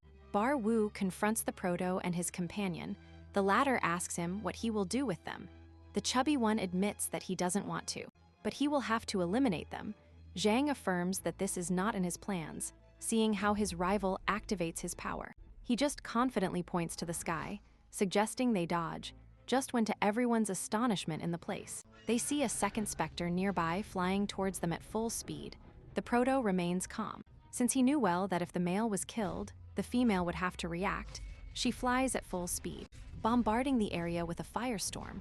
The mercenaries dodge and try to react, the goatee being the one who tells Yang to use the meteor hammer and his scroll. While the beast falls on them, the Proto calmly watches the spectacle alongside his companion, affirming that he knew the female should take care of the young while the male hunted, unless she knew she was in danger. That's why she wanted to help him. Beak is surprised by his intelligence, although he worries because Chang attacks again looking for more jewels, trying to stop him, but he doesn't listen to reason, suggesting he is already recovered, pulling out the eye and devouring it, remembering how the second elder suggested he eat the eye, even before his complaints about using it as an object. Having already brought his flames to their maximum, the elder tells him that if he doesn't do it, he won't be able to keep altering the source, in addition to the fact that by doing so, he will gain the power to become the specter. Returning to the present, this power enters him, levitating him with the destructive element, and the elemental spirit added to the trigram fire, fusing the elements to form the annihilation element, thus continuing his transformation, turning the trigrams into ionic fire, officially transforming into the specter, raising an enormous aura around him, learning to use the specter's abilities, increasingly entering a more inhuman form, until literally becoming a large bird of light that soars through the air, leaving his companion behind while large explosions appear on the battlefield. The protagonist in his specter transformation quickly approaches with an enormous smile, watching the battle with the spectral bird, taking the mercenaries by surprise, who watch as the Black Mountain Claw attack activates, tearing to pieces. Upon reaching the ground, the protagonist walks firmly towards some agonizing mercenaries, Yang being the only one able to speak, asking him to eliminate him at once. But the Proto has other plans, using soul extortion to destroy what remains of them. And now he must deal with the specter, which he observes completely, taking its crystal eye as well, increasing both his power as a specter and his magical potential, noticing that he is momentarily reaching his power ceiling, obtaining the title of the one who hunted 2 legendary birds, managing to consume both eyes, thus becoming a calamity, capable of using the fire of the end of the world. With this achievement, he establishes entry into the dungeon ranking, taking position number 10 so far, observing that the top spots are occupied by Moon Seung-ho himself and Director Oh, thinking that it must have caused a stir that the 2 monsters, considered the masters of the mountain range, were eliminated at the same time. And now he sees what remains of Bar, who begs for his help. Chang, noticing that his wounds are terribly painful, tells him that he will help him leave this world if he gives him information. Later, Beak arrives at the place, seeing how the Proto radiates so much power that he looks like a sun. Meanwhile, Beak recounts that the Tiger clan hired the mercenaries to open something. This brings to mind that the clan grew rapidly in a very short time. Chang reflects on why, remembering San's 7 encrypted scriptures, composed of 7 scrolls that the White Tiger sought 20 years ago. Finding only 3, he supposes this was enough to grant them much power. Even though its founder, Moon Seung, is one of the best swordsmen in the world, the power of his followers is not that great in comparison. Even so, they have had great recent growth, supposing that the mercenaries were looking for the reason behind this. Chang demands more information about the mission, begging him to tell everything, but he must eliminate him afterward, explaining that the scrolls contain different teachings of the techniques of an ancient constellation, and forgotten ones, which Chang recognizes as the Forgotten Stars. These date back to the beginnings of the cosmos. In it existed few constellations that, although very weak like the newborn cosmos, were full of sacred power. These found their place in the world, and there are still vestiges of their existence. And with this, he reflects on how these can still provide strength, and how the ruler of the void kept them for himself. Bar continues saying that only 2 scrolls have been revealed, the third being destined to be opened with Peter's key that Chang found in Yasmel. Looking at the chubby one of whom practically nothing remains but the torso, Chang asks him one last question. Why are they there? Bar replies that it is for the Pearl of Illusion, telling him that the first scripture was used to create an unbeatable warrior, a person who lost their soul to the light of the stars, without soul or ego, but full of light. These become sacred warriors in the service of the stars, created through the fusion of wild flowers, the weeping flower and the laughing one, to form the Pearl of Illusion. Chang understands that they created that dungeon just to cultivate the flowers and also corrupt those they considered useful, considering them dead or missing in accidents during initiation, observing that these experiments were supervised by the director, or seeing that the mercenaries were looking to uncover the White Tiger's corruption. With this information, he finally decides to eliminate Bar and seek answers on his own. Just arriving, the bald one feels supported by his tiger god, but ends up being rejected upon being seen as a useless believer. The proto gloats upon seeing that his god prefers someone strong, and not someone who is about to die, awakening the sadistic sense of humor of the ruler of the void. And now the proto moves on to the next thing, undressing his companion, who understands nothing. And Chang prepares everything to cure him completely, without distractions, as it will be difficult, clarifying that although it will only be a couple of real hours, for Bike it will seem like 10 days or months will pass, warning him that it will be complicated, but it will end soon, telling him to resist and avoid giving up, as otherwise demonization could begin. Bike understands that if that happens, he will become a monster or a ghost. Chang warns that if he notices that happening, he will easily get rid of him, since leaving Church's son alive in his broken version would cause chaos in the world, however. Vahek accepts that fate with a smile, which surprises the proto, who sees that he resembles his father. He, although he seemed somewhat stoic, always had a desire, so Shang begins to use his power, setting the half-ghost on fire, who screams in pain, while Shang asks him not to give up. Amidst a huge purple flash, Beak is transported to a cold and desolate place, a desert landscape where he sees his old body and his cursed child version, who feels loneliness, and he falls to the ground until a man helps him, picking him up and taking him away. Beak recognizes that these are his memories he does not want to live, seeing how at that time he runs through the dark streets. After the one who sheltered him discovered he was a monster, seeing his past eating garbage, sleeping among cardboard boxes, and receiving beatings from those who discriminated against him, believing that if he had ended his life at that moment, he wouldn't have those traumatic memories. Then a shadowy entity rescues him and asks him to accompany him. Beak ends up accepting, wanting to stop being alone, and is about to take his hand. But Chang's scream shakes his mind, asking him not to lose himself, rejecting the dark being, and fleeing from him, determined, he knows he shouldn't be there. Meanwhile, the proto remains standing, encouraging Vahek with words of encouragement, and is recognized by the Twilight Owl for his demonstration of nobility. This observes that the critical moment has passed, admiring the half-ghost for his persistence, and grateful that he did not enter demonization, as he doubted he could defeat him in that state. Deciding to move on to the next thing, while Vahek recovers, he covers him with runes to hide him and protect him while he investigates the research center of the place, activating his savage instincts, making the decision to take care of all the useless witnesses first, starting with the librarian. He immediately tries to escape at full speed, believing he must report to the director, thinking he can buy time while the proto deals with Beak. However, Chang is already on top of him, terrifying him and forcing him to the ground. Upon getting up, he sees the proto's sadistic smile.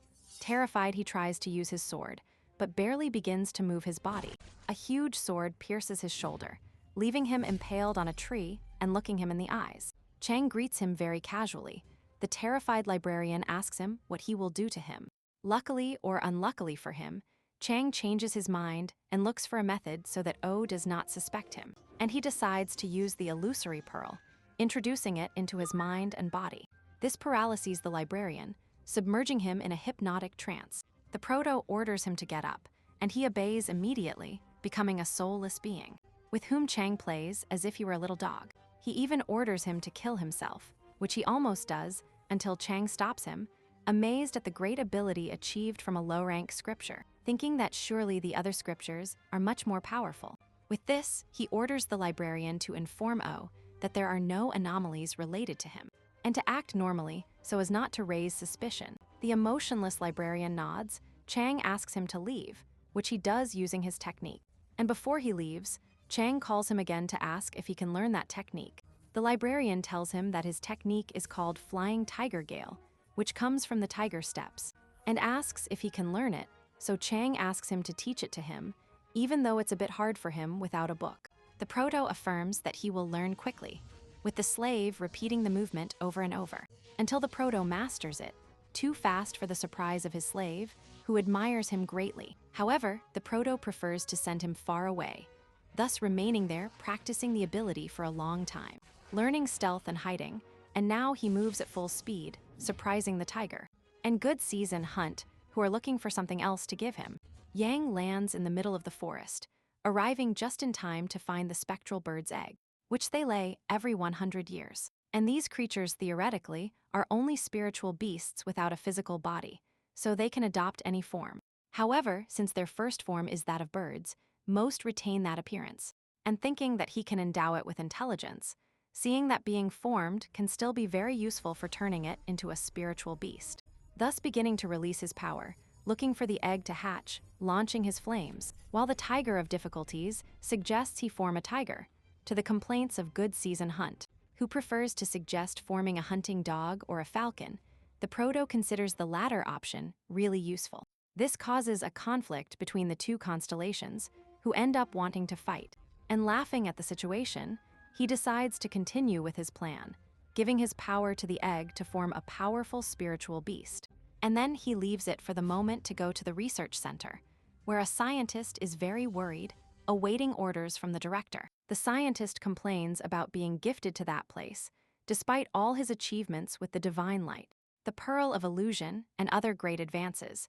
The only mistake he made was keeping something for himself, which makes him furious, getting more annoyed upon continuing to receive orders to wait. So filled with anger, he orders his subordinates that upon the arrival of his research group, they should get rid of all suspicious documents, thinking about Project Gildal, which the director or supervisor ordered, something that will surely arouse the investigator's curiosity. And understanding that the association endangers him, he begins to consider becoming a white tiger ranker. Seeking to use the 5-star sword, feeling more relieved now, he thinks that if he plays his cards right, he can live a comfortable life, considering that Veek and Chang will be useful to him, but he doesn't know where they are. So he will have to settle for a subject who is literally trapped in a laboratory tube. However, he begins to worry because his mercenaries have not returned with the pearl, fearing that this will put them in danger.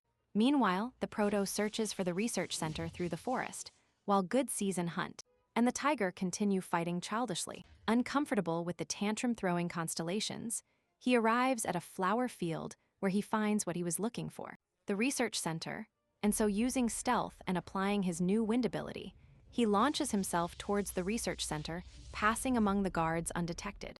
Or rather, almost, as one of them seems to feel a breeze that he attributes to nervousness over the arrival of the research center inspection team.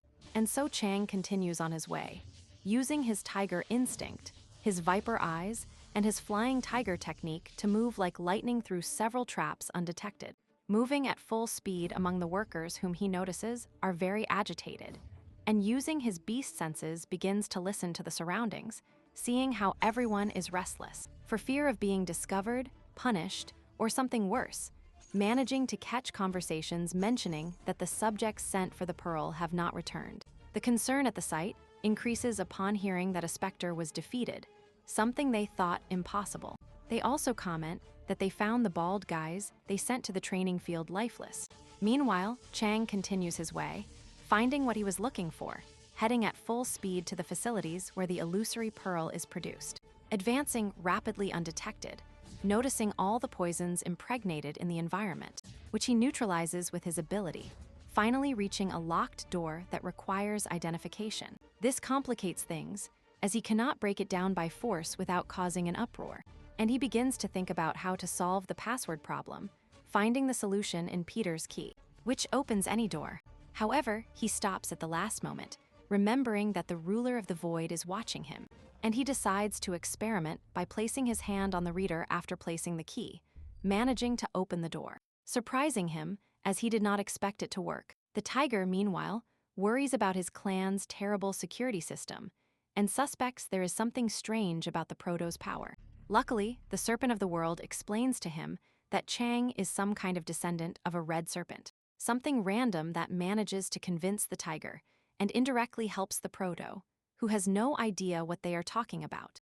But now his attention quickly focuses on the sickly scene before him, seeing the hundreds of warriors forcibly turned into ghosts in service to a god. The tiger gloats with pride, but for Chang it is a disgusting sight. The scene also angers the Twilight Owl, who demands an explanation from the ruler of the void. He only looks at his creation with pride. The Twilight Owl is upset by the influence the tiger has had on the human world, launching a petition to bring justice, asking the proto to bring peace to the victims of the experiments and to destroy the facilities created by the pearl. The offer includes an appropriate reward for the results, which excites the proto, who thinks he might even receive a benefit from the goddess Minerva. However, the excitement turns into a dilemma, given that if he accepts the mission or rejects it, he will lose one of the gods, feeling trapped, and when he is about to reject the mission, he stops at the last moment to ask the Tiger of Difficulties something, making him a request. He decides to listen to him. Chang affirms that he knows why he was brought there, requesting to be direct.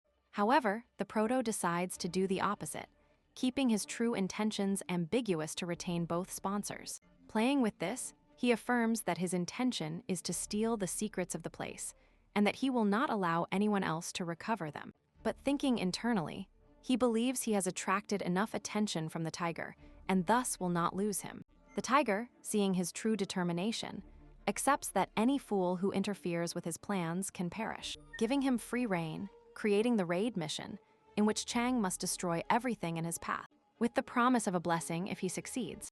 With this settled, only Minerva remains, who seems satisfied with Chang's move, assuring him that she was waiting for him, which the proto interprets as her being smug, finally accepting both missions, and preparing to finish everything, until the white tiger's bald man manages to detect him, springing into action, activating the ionic fire of 8 trigrams, combining it with the illusory effect of the specter, which further increases his aura and generates wings of fire, terrifying them.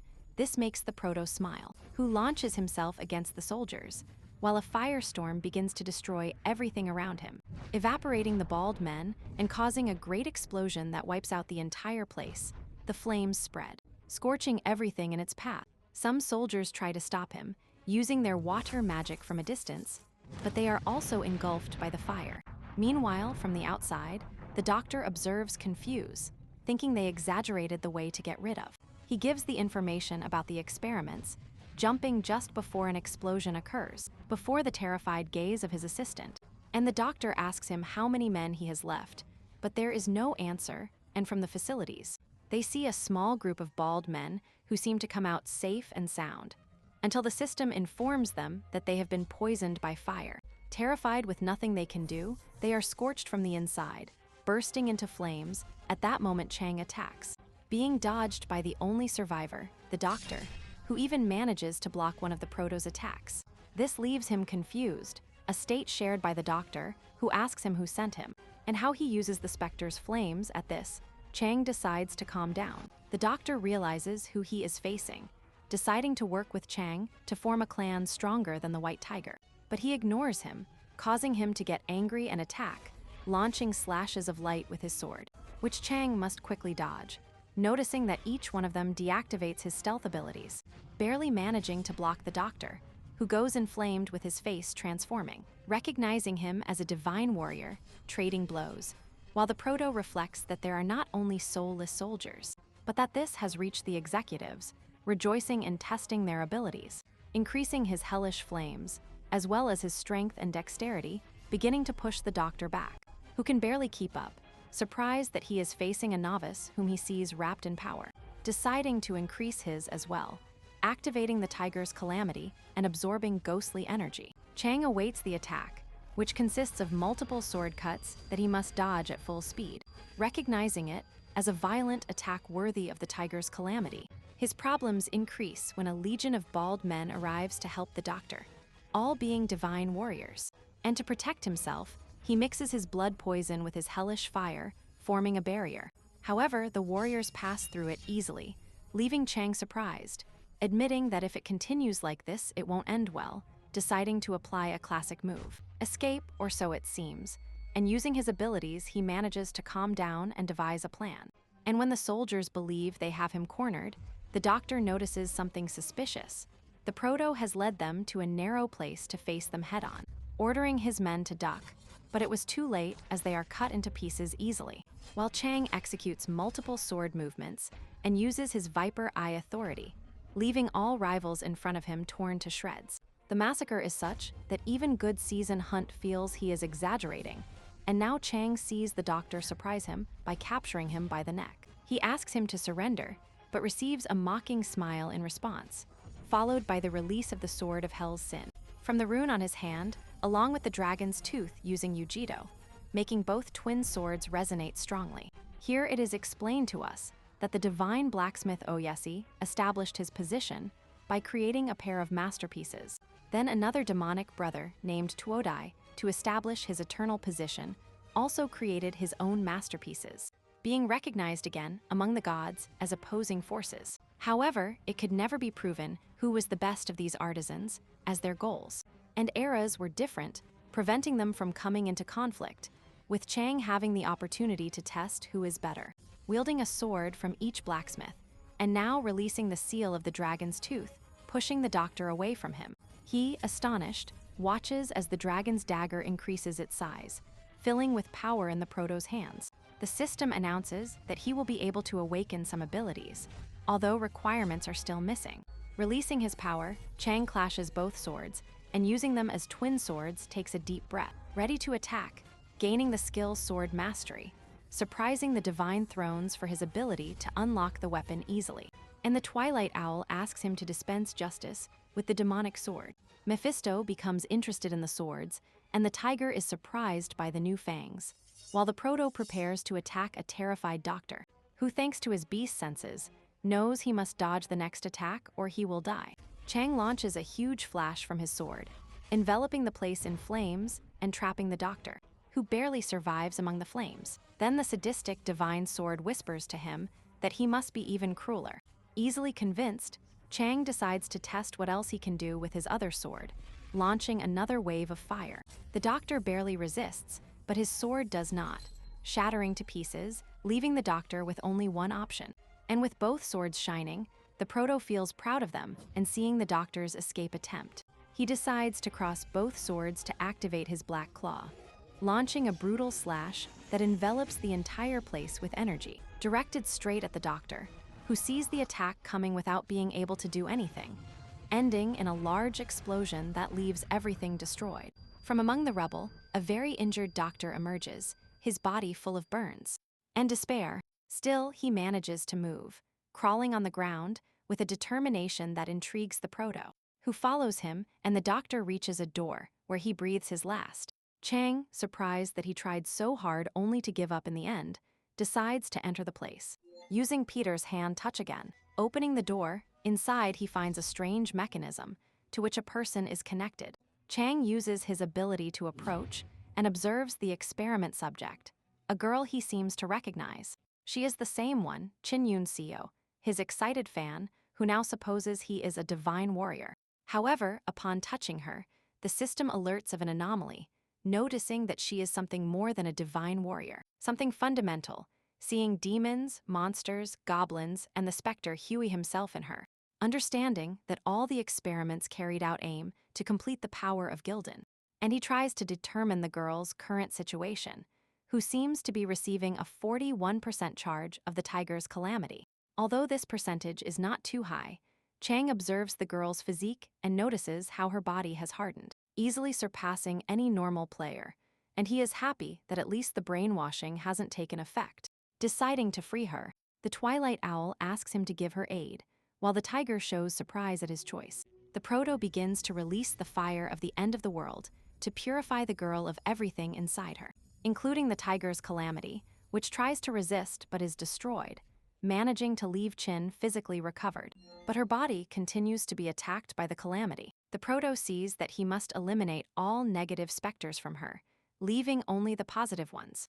Just like with Beak, which is why she must fight for herself, leaving Chang only to wait. The tiger of difficulties mocks him, considering him soft for not using her as a tool. But the proto plans to use Shin in another way.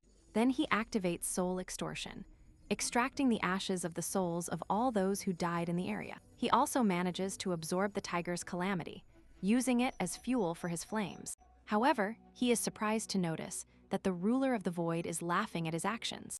Chang remembers that the research team should have arrived at the location and realizes that this was probably why Director O supported his idea of closing the dungeon.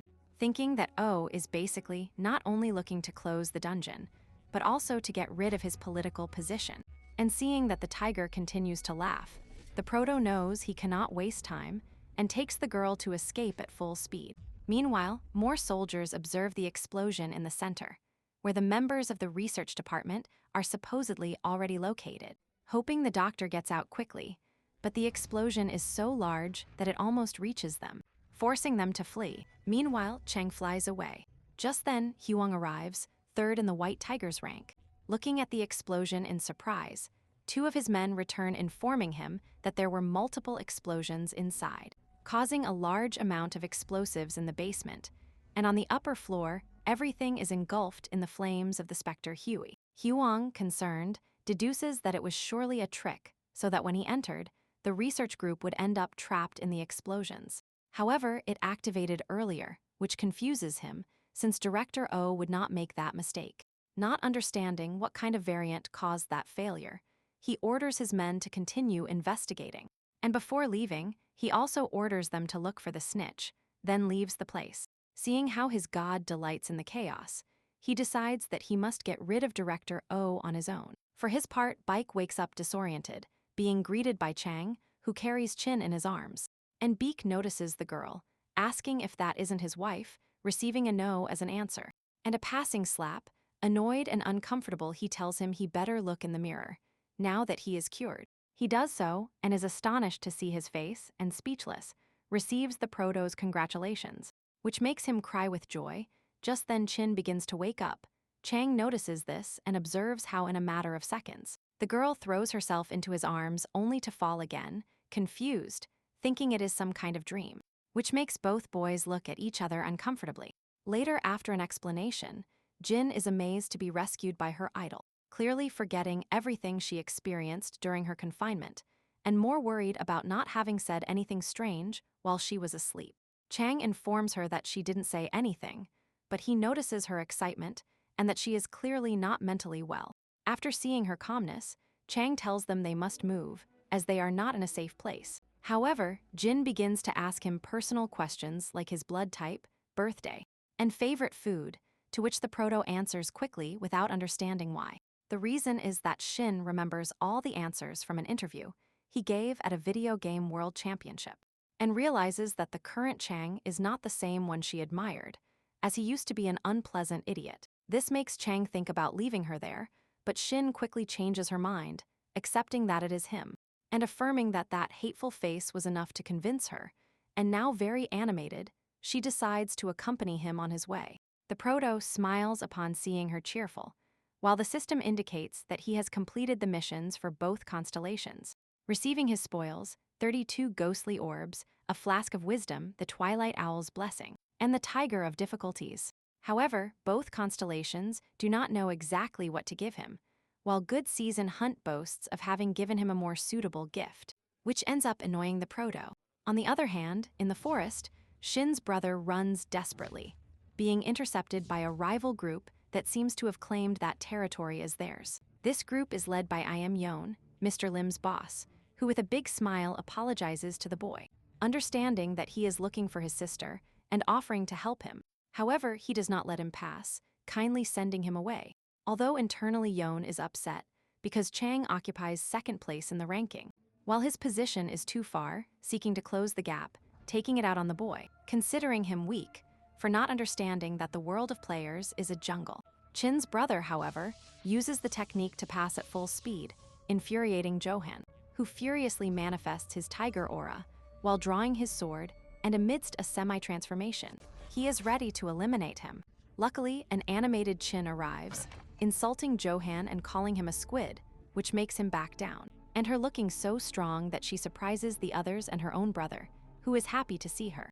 Joan is even more upset about being called a squid, and the girl insists, but thinking about it more carefully, she looks like a dry anemone, although she also feels this could be an insult to those creatures. Her comments are critical blows to Joan's ego, who decides to attack her. Shin, annoyed by the attack on her brother, and by Joan's cowardice, and his henchmen who attack in a pack, prepares for combat, tying up her hair and activating her tiger work. Nearby, Beak asks the Proto if they should help the girl, but the Proto stops him, interested in observing, noticing that although Gildan's influence has left the girl, she still has the tiger's calamity, which is too much power for someone like her, power that she surprisingly masters well, thinking that by observing more, he can better understand Gildan and its side effects. Meanwhile, Johan's henchmen, upon attacking, see their swords breaking as they impact against Chin's tower shield, who screams excitedly and begins to move with the tiger steps, advancing directly towards them, sending them flying. Another one tries to surprise her, but is met by the calamity's burst, which sends him flying, and Chin releases her new weapon, a huge giant axe, astonishing everyone and seeing them furious. She demands that they repeat their insults to her face, scaring her opponents and capturing the interest of the Twilight Owl. And in no time, an euphoric Chinese girl deals heavy blows to Yuan, humiliating him with devastating attacks.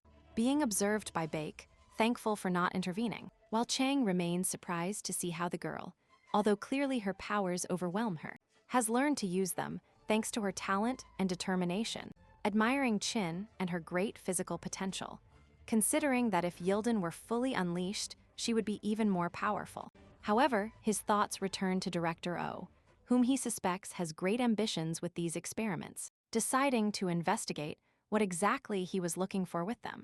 Meanwhile, Chin knocks out a humiliated Johan, who falls at her feet. Her brother, without understanding what is happening and receiving no explanation, becomes more confused with the arrival of Beak.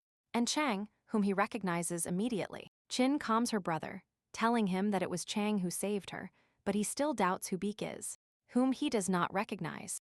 And after everything is clarified, he asks the Proto what he will do, and he is clear the dungeon. This surprises everyone, with Chin being the most exaggerated as always. However, her brother doesn't believe they can achieve it, since, if they keep advancing, they will find monsters of a greater difficulty against whom they have no chance. The Tiger of Difficulties supports the brothers' doubts, while Good Season Hunt completely supports the thoughtful Proto-Chang. Smiles, which provokes the laughter of the World Serpent, who mocks that they still doubt him, and his capabilities. Beak, who immediately understands what is happening, asks him how long it will take them to clear the dungeon to prepare what is necessary. Shang affirms that it will only take him one day, unleashing his power and flying away with the flashes of his energy, illuminating the entire mountain. Meanwhile, Johan wakes up traumatized, believing that Shin is still hitting him and defends himself against imaginary blows until he calms down. Then he goes into frustrated mode, claiming that the girl must be a half-demon, since otherwise he could easily defeat her with his skills. He even hallucinates that he could defeat Chang himself, devising a plan to convince everyone that Chin is a half-demon so she can be married. And just then the other members of his team arrive. Yuan hesitates about what to do so as not to look bad in front of them, and upon seeing his beaten colleagues, he thinks about eliminating them so they say nothing or pretending they were ambushed, and finally decides that both Chin and Chang are half-demons, laughing maniacally at his plan. At that moment, it is announced that the dungeon has been cleared, leaving Joan in shock. The Proto appears in first place in the ranking, astonishing the other instructors who try to locate him while the dungeon begins to close.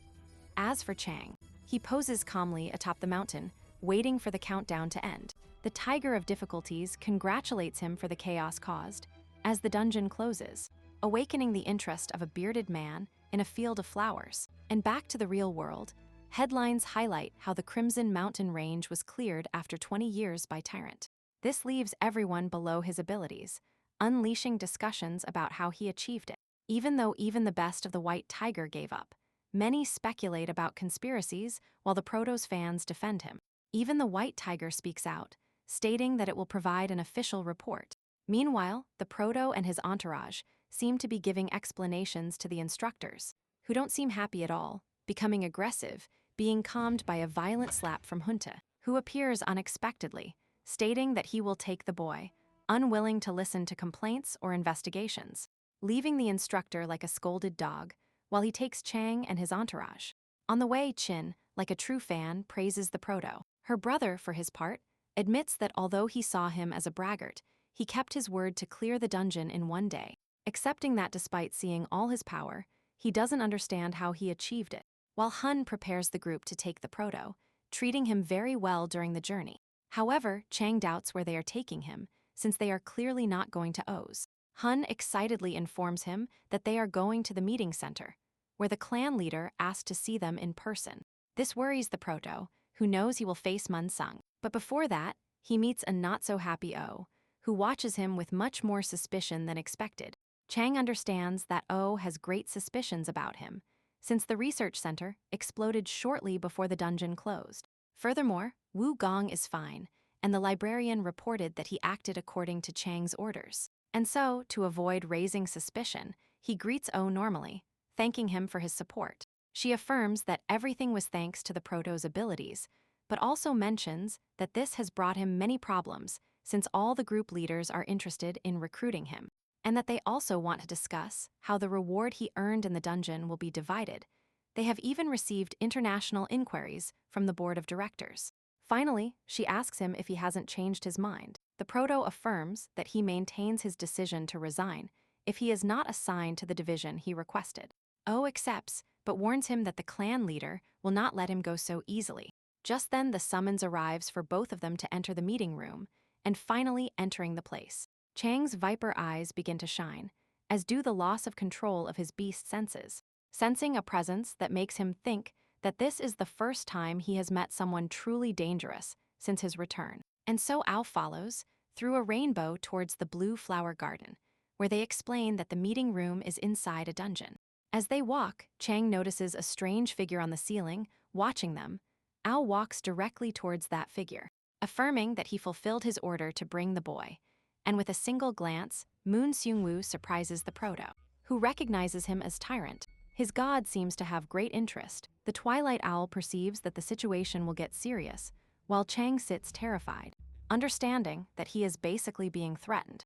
Moon Seung-woo's aura envelops the place, causing the system to warn the proto about the danger. His beast senses go wild, remembering that his plan from the start was to attract the attention of several gods, risking provoking the jealousy of his devotees. And although he is in a critical situation similar to the one he experienced in Arcadia, he decides to calm down and introduce himself, which makes Moonsoon see him as polite. The proto tells him that being in the presence of a 9th-generation Chin sword amuses him, affirming that many months ago he didn't think he would get this far. Nervously, he awaits Moonsoon's response, hoping he will take pity on his previous life, making himself look like a simple novice and hitting his ego.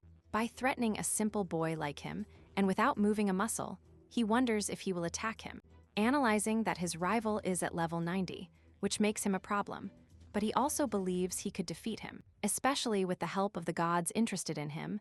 Even without them, he trusts that he could find a way to move forward. And while he reflects, Moon Seung appears by his side without him noticing, filling him with fear, and he tells him in his ear that his master has given him a gift that he must collect with the director.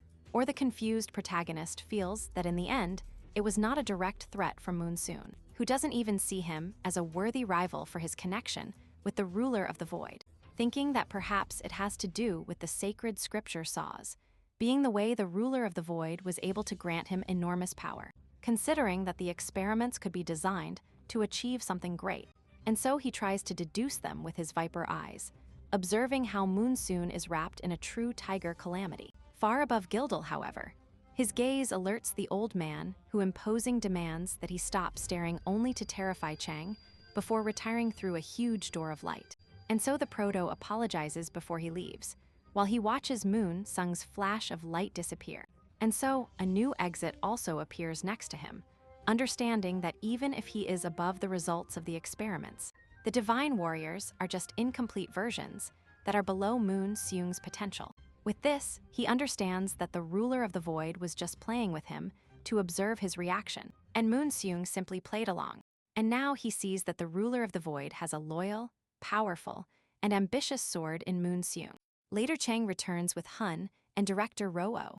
The latter comments that his leader is someone very special. The proto following him recognizes that Moon Sang is on another level. He also deduces that Yilded's experiments were nothing more than fragments of Moonsen's power. And the director admits that he also doesn't fully understand his leader. Meanwhile, Hoon complains that he doesn't like going to the confession room because it gives him chills down his spine. And Chang passes on the important thing, his reward, good season hunt, proudly affirms that nothing surpasses her gifts, while the Twilight Owl watches closely. O presents him with two options, an arsenal or a library, both second rank. This excites Hung, who asks him to share the weapons if he chooses the arsenal. The director observes the proto so calmly that he assumes he already expected the reward. However, Chang claims to be surprised, although his face says otherwise, but in reality, he thinks that given the difficulty of the mission, he would receive something better. The old man asks him if he has chosen yet, and the proto plans to use the library to learn more skills. But before he can decide, the director asks him if it's true that he hasn't chosen a patron yet, a revelation that greatly alters Hung, affirming that it is impossible for someone to have gotten this far without a patron, insisting on this again and again for Chang to say it's a lie, with the proto silent. Making them uncomfortable, he accepts that it is true, remaining incredulous, now looking uncomfortably at how the proto, without a patron, has achieved such power, thinking about the destructive force he will be once he has won, seeing him as crazy, and now the proto knows well that the tiger is interested in him.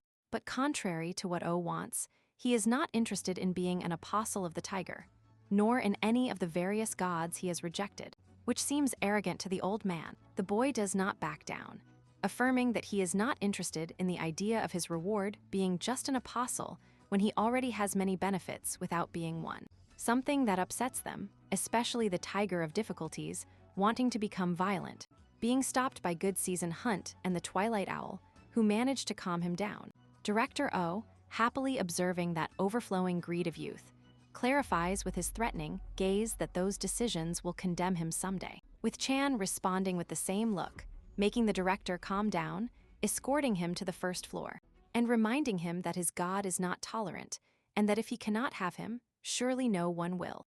And so the three continue their way, while Hun, wanting to cheer him up, suggests that if he stays with them, it will be very entertaining.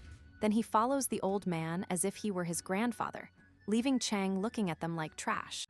Later, the librarian gives him a tour of the second-rate library, which they can only access with the special key, which will really complicate the proto's plans, and his slave has no more information. So now he enters the chambers, which are a special space, with many floating doors, which are offered to the proto in exchange for becoming the tiger's apostle. Chang, with no intention of accepting, walks past the doors reading their tiger titles. From the Swift Tiger, Half-Blind White, Holy Bell, Mountain, Divided, and Surprisingly, the last one the most random, being the Nightmare-Devouring Beast, they all come from the tiger's teachings. They are the proud paths to his power, only having access to one unless he is his apostle. Chang finds this irritating and absurd because he was planning to take all that for himself anyway, choosing only one, inserting the key and confusing the tiger, who criticizes him for his choice. This makes the world serpent call him Blockhead, annoying him and offering Chang another chance at another door. But the decision is made, taking the route of the half-blind tiger, which according to Chang is a one-eyed tiger that compensates for its lack of vision with its strength and aggressiveness, a choice that the tiger clearly did not expect him to make. With the door opening, he thinks it will be very useful to combine it with his own skills, considering that he could enter the other doors, then with Peter's key. However, he doesn't want to risk anymore, deciding to look for another way to steal the secrets of the ruler of the void. And so while his group waits for him, Chin is too desperate because he hasn't returned, which makes her brother uncomfortable, who tells her to calm down because that guy is too strong for anything to happen to him. But for her, he is no longer tyrant, but a prince, being so excited that it makes her brother nauseous, who complains about her, and also about Bike's cold silence, seeing how he suffered a transformation out of nowhere, thinking that the proto is hiding something, and whether it is good or bad, he must know it to protect the girl shamefully, the enamored girl he has as a sister, and his pensive state awakens the interest of the world serpent, who begins to talk to him, assuring him that no matter how much he thinks, he will not find the answer. The boy understands that she is referring to the proto, being precisely the reason why the divine throne was interested in him, offering him a proposal to become her priest if he ever needs it. But his surprised look changes when he hears a voice, Hyung, who seems happy to see them. And although his brother remembers how he left him to his fate after his sister was kidnapped, she, knowing nothing, gets excited and runs to hug him, or rather turns out to be a bait. As she passes right by the boy to go for Chang, to the brother's mockery, however, the boy does not react in any way, forcefully holding Chin, to whom he complains about now having a new boy. Chin sees him as an annoying boy whom she could easily exterminate, preferring to be so and continuing to act cute, which makes Hyung annoyed, threatening towards Chang. He responds, moving at full speed, to grab him by the neck in front of everyone. Hyung tries to make him let go, but his terror only increases upon seeing the proto's viper eyes. Then he also perceives his gigantic one-eyed tiger aura floating around him, as if he were his prey. He is a few meters from his face, observing him directly, using his abilities to influence him with fear, causing Hyung to start crying like a baby, to the point of wetting his pants, to everyone's discomfort, leaving the boy almost soulless on the ground. This doesn't seem to diminish Chin's excitement at all, who along with the others follows the proto. She asks him if they are going to eat something. Chang denies it, since right outside there is an enormous amount of reporters, asking them questions about dungeons and their contracts. The girl understands that she is very used to fame, receiving offers from all over the world, and still choosing that clan, being confused by it, but still taking advantage of the moment when everyone ends up drawing the press's attention. Going through all the questions and compliments until reaching a limousine. It comes with a driver included, so everyone travels luxuriously in silence, until Chang asks Chin's brother what he wanted to tell him before. He is surprised that he noticed, accepting that he is not good at hiding it, letting out a strong sigh. Asking him if he knows the divine being, the world serpent, surprising his sister. And the serpent itself, which complains about being mentioned. Chang knows well who it is, being one of its suitor gods. So the brother confesses that this being asked him to watch and report the proto's every move. The serpent is disappointed that its plan ended so quickly, and Chin, very annoyed, pulls her brother's cheeks for not telling her since they spoke to him, causing a scandal. But the proto doesn't look bothered at all, to the joy of the siblings. Since the boy was expecting a worse reaction, Chang knows he hasn't discovered anything, which the boy confirms, and in that case, he did nothing that would cause problems, but he is interested in knowing what the god offered in exchange. The serpent looks somewhat ashamed hearing how. The brother affirms that the deal is that he would teach him black magic, surprising the proto who, upon hearing a bit of the explanation, agrees to let himself be watched, surprising everyone, even the divine being. The proto knows that the serpent's black magic is based on one of the best formulas called Ouroboros, being very difficult to learn, and worse if done without a guide, seeing that the proposal hides that the serpent saw talent in the boy, who cannot believe it, although the serpent does not let him feel too important. Chang allows the deal to be accepted, leaving the siblings on a street to continue their way. The brother affirms to his strange sister that she has become a fan of the proto, with her very excited. She says to ask him if she needs to know anything about him, to which the boy replies that he will become a fan, not a crazy stalker, which costs him a kick in the leg. Returning to the limousine, Chang and the world serpents discuss their hidden plans. The former seems to gain the advantage from his information, making the brother learn that complicated magic to later learn it himself. Now the next thing is to drop Beak off at his house, however. He doesn't really believe he has a house. The boy tries to affirm it, to which Chang decides to get the truth out of him, threatening him with his brute force, making the boy prefer to be sincere, admitting that he exchanged his home for weapons, the proto seeing how irresponsible his father is. Smiles asking him to stay in his home, making Beak blush, whom he seems to give a makeover first, arriving at a luxurious apartment where he is received by his mother, who did not expect him to return so soon. He tells her that he finished training faster than expected. She is upset for not having something homemade to eat. Insisting on preparing something for him, Chang accepts, but first he has a slightly more complicated request for her, making his new guest, Beak, completely suited up, pass through, being introduced as his friend. He is received by his mother with a big smile, asking him to feel at home. Beak is very surprised, not only by the welcome, but by the ridiculously large and luxurious house where Chang lives, where they pass right in front of the huge television, where they are broadcasting the big news of Tyrant's dungeon victory. And his group. This makes Beak a little nervous to see himself on television, until his blushing vision focuses on a girl very comfortably lying on the sofa eating squid. She gets scared upon seeing the boys get up quickly to change the channel, pretending she was watching it by accident. This is the Proto's sister, who even though he didn't really say anything, still goes to her room upset, shouting to her mother that she doesn't want dinner.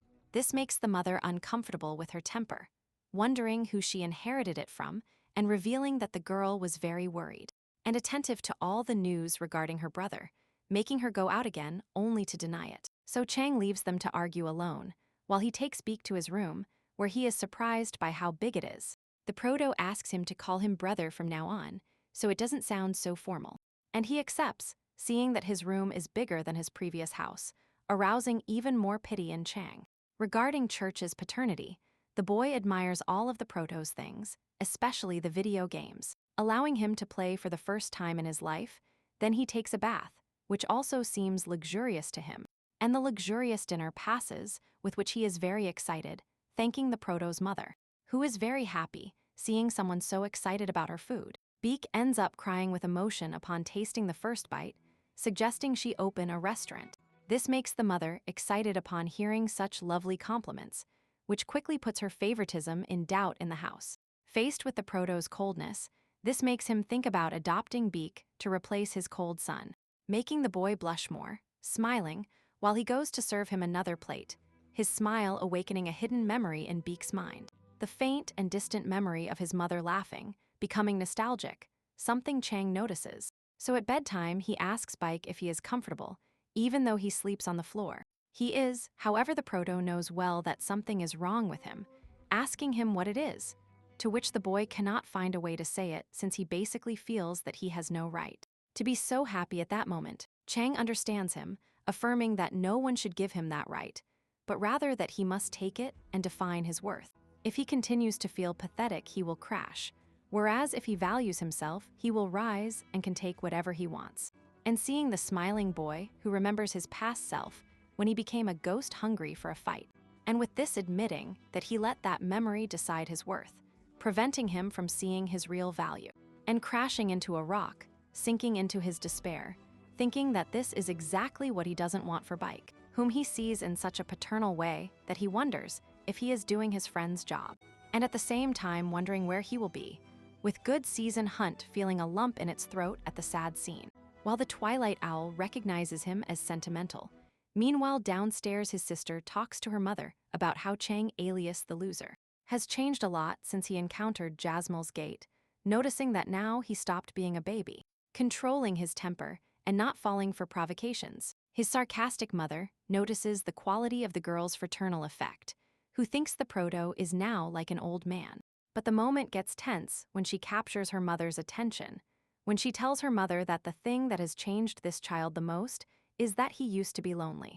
And now he introduces himself with an angelic-faced friend, which annoys his mother, who gives her several consecutive slaps against the girl's complaints. When she manages to calm her down, she tells her something more important and her mother, leaving her hand ready for when she says nonsense, which is exactly what she does by affirming that Beak is exactly her type, sending her to ask him if he has a girlfriend. Of course, receiving another slap. Just when the boys appear, the girl tries to pass as unkempt beauty in seconds, Chang affirming that he is going to train with his friend, and his mother asks him not to overtrain, something that his now miraculously affectionate sister succumbs to, making Chang very uncomfortable and surprising Bike. Then both walk out of the building. The boy asks his brother where they are going. Chang tells him they are going for new weapons, given the boy's usual complaints about having no money. But now the Proto will basically be his sugar daddy, affirming that they need a weapon appropriate for his worth, as well as armor and gems, preparing him well to test him later. Meanwhile, Chang reflects on how when he met him, it was his first turning point, thinking that maybe he can make another one, arriving at Ouyesy, who complains about being asked for another weapon again. However, he is silenced with money. When he tries to complain, he is silenced with more money, astonishing the blind man, who sees his enormous bank account, as we see his clothes changed for pure luxury, and gold as much for him as for his puppy, who, convinced by the money, finally agrees. Baek hears the amount of money, only increasing his respect for the proto, who wants Yessy to call him Seo. Accordingly, Jesse accepts, calling him Seo bastard, from whom he awaits his new orders. Chang asks him for a spear, making Jesse prefer to open his Seo's head than work on another damn spear. This time, Chang asks him for something simpler in length and weight, although he forgets that he is stone blind and only sees money. Trying to explain it to him with gestures until after Jesse's complaints, he better gives him Bike's spear as a reference. As for Jesse, he takes it in his hands, is confused by the weight, and asks to feel the boy's arm. Immediately, he begins to touch his entire body, understanding just by his touch the entire fighting style of the boy's spear, describing it as circular movements, which mainly use spins and centrifugal force. Inspired now to become the weapon, Jesse accepts, asking for the materials. These are very complicated to obtain, so he asks for 15 days. The CEO wants it in 10, and like a bad negotiator, and so he ends up accepting the 10 days annoyed. Later, Beak is happy that he is going to have his own weapon, but he gets distracted by being nervous. Chang suggests that he not think so much, since they are about to train. This gains the attention of Good Season Hunt and the Twilight Owl. Although they lose that of the tiger, who only enjoys death matches, Chang knows that he will return at some point. Starting his lesson, asking Beak if the phantom power is not giving him trouble. Beak confirms it, asking why. The proto explains that his power should not be used as normal magic, since the Phantom-born are half shaman and half ghost, managing to obtain attributes like demonic and evil energy. However, now Beak is no longer half ghost, affirming that the only way to correct it is to use a completely different energy flow method, changing both his breathing and his daily habits, with Chang deciding that he must make the boy master shadow energy, seeking to make him like his father. And so his training begins, releasing a great beam of light, expressing the phrase semi-shadow. Returning to his past when he met Churches, she affirmed that it was not exactly a physical form, but rather a non-existent god, something that astonished the proto, since very few can detect it. Churches explained to him that the only reason he has a physical body is because he stole his shadow, and then imbued it to create a magical shell, and Chang, moving at full speed, showed annoyance because he felt he was taking advantage of him. The Great Shadow observed his expression of anger, but accepted that it was something like that. And returning to the present, the proto observes that the son's attentive gaze is very similar to his father's. And now ready to learn, Chang begins his first lesson, learning to control the energy of his shadow, explaining that shadows must be handled differently through a path suitable for them, asking him to channel his temperament from the shadows and try to pull his own. Beak concentrates on doing it. Listening to Chang suggests that he not do it with force, but as if unraveling thread by thread every part. Beak manages to partially move the shadow, but fails at the last moment because he gets distracted, being scolded and motivated to try again, concentrating again, this time managing to lift the shadow. However, it looks like an uncontrolled monster heading towards him. Chang Altered tells him not to be consumed, but it's too late. That boy is starting to be surrounded by shadows, scared seeing how the shadows clash. Beak feels scared, but supported by something inside him, and at that moment, an even more deformed and terrifying version of himself appears, who decides to help him for the survival of both, managing to take the advantage and absorb the attacking shadow. This being is exactly the one Beak had rejected in his mind, who, now furious at seeing him so weak after rejecting him, demands that he take responsibility. This makes the boy touch the shadows, which form a threatening face. Beak understands the shadow, with which he ends up fusing, gaining the ability of the shadow puppeteer, capable of manipulating shadows and other hidden abilities that the system cannot fully identify. And Chang observes how the boy is enveloped in a gigantic shadow armor, which the system also cannot recognize.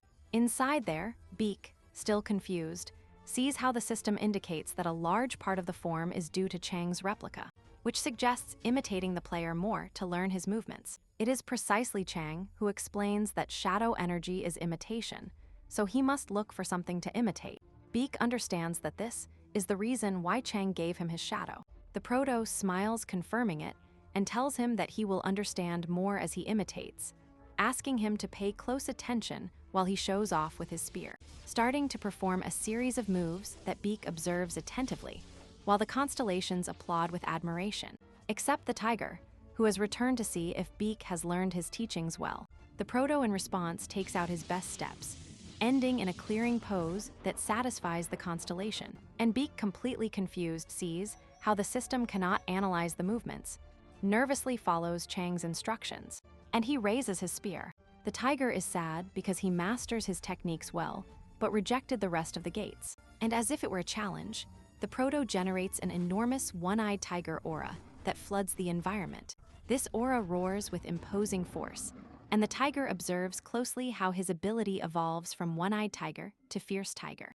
Now we move directly to the White Tiger headquarters, where there is a meeting of directors regarding the Avaf. Many directors discuss the number of problems the Avaf face and how the initiation training for the rookies hasn't even finished, so they must look for a new method, and several look at Director Wang, who remains very calm and smiling.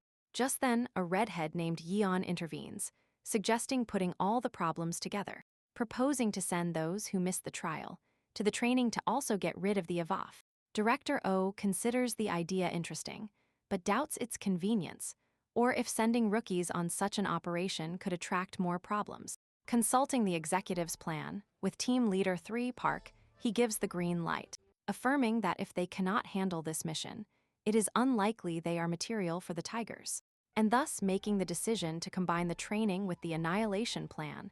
They send the apprentices to qualify them, except for Chang, who will be sent to the Future Strategy Center, arousing everyone's bewilderment and one's interest.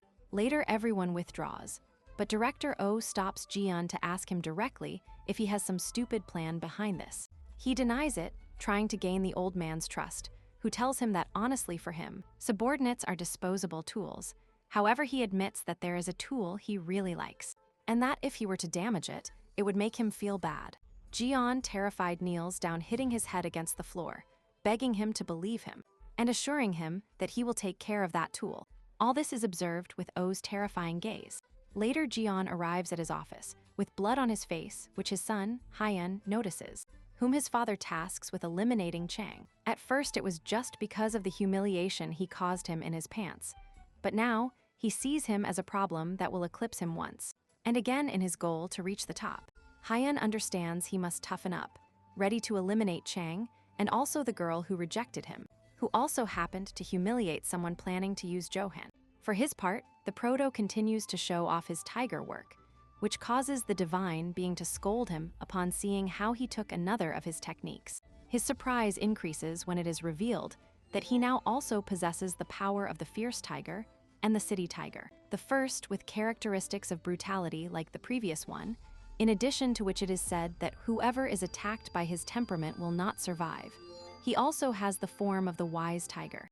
That increases wisdom, speed, and quick thinking.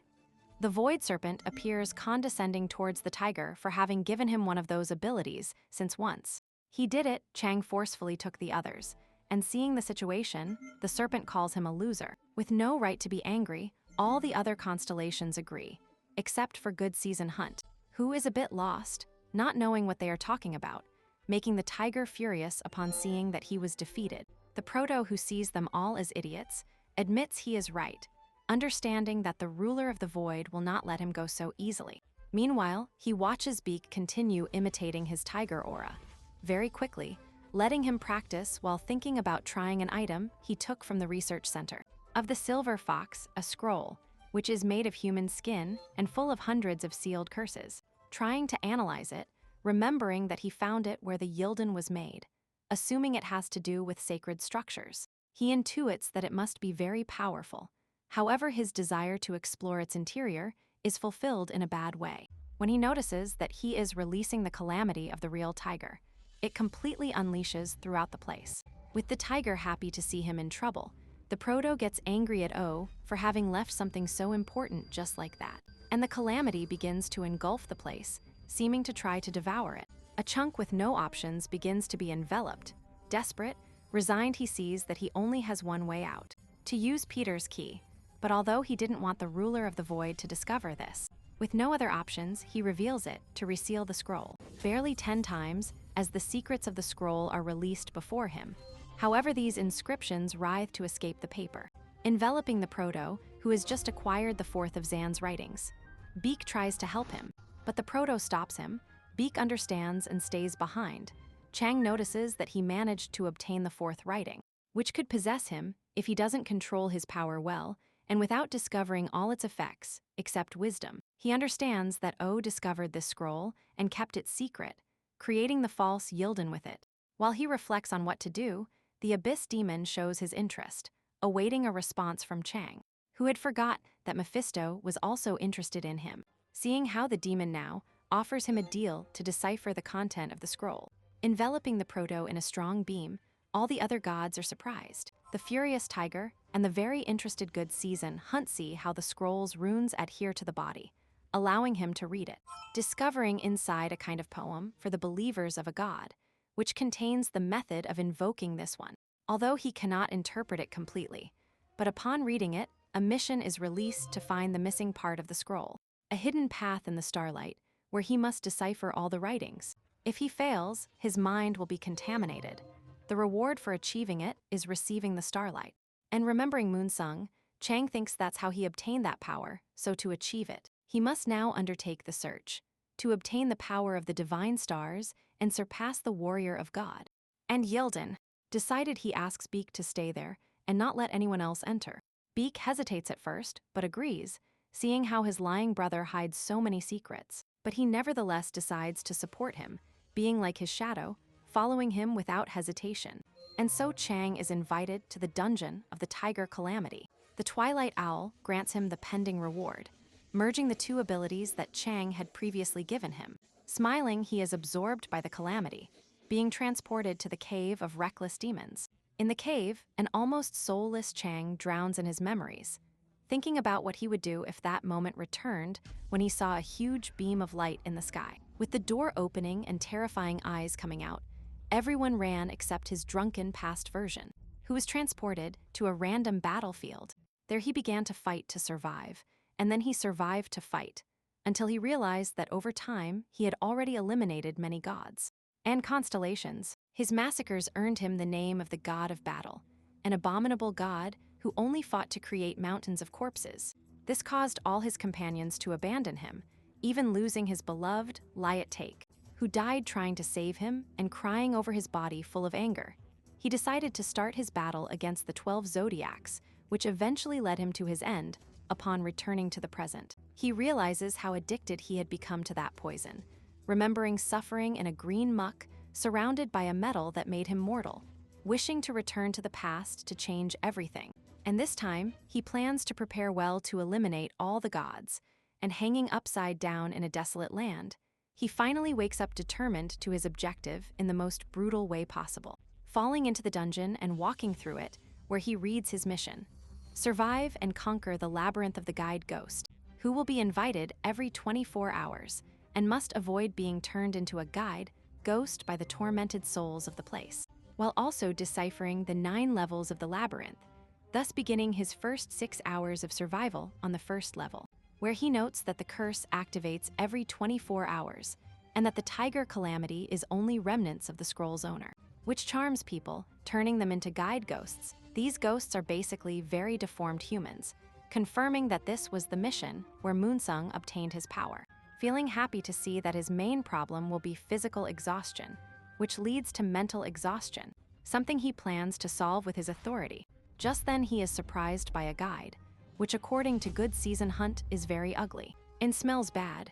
Chang, disappointed that it is only one, activates Minerva's ability, which unites truth, beauty, and goodness into a divinity that grants mental immunity, indomitable courage, and the ability to overcome difficulties, believing it to be an excellent ability for long battles, where concentration is lost due to fatigue, and he decides to test it. The guide attacks him like a zombie, being blocked to the monster's surprise, who thinks that even if he does well, he will still consume him when his poison wears him out and he collapses. Remaining evenly matched, the ghost assures the Proto that he will turn him into a guide. The Proto calmly begins to cut one, and again the moose, His immunity to poisons purifies his body to finally manage to impale the guide, who, confused, doesn't understand how his poison didn't affect him. Chang, simply disappointed, sees him as a weak being, eliminating him and absorbing his tiger calamity.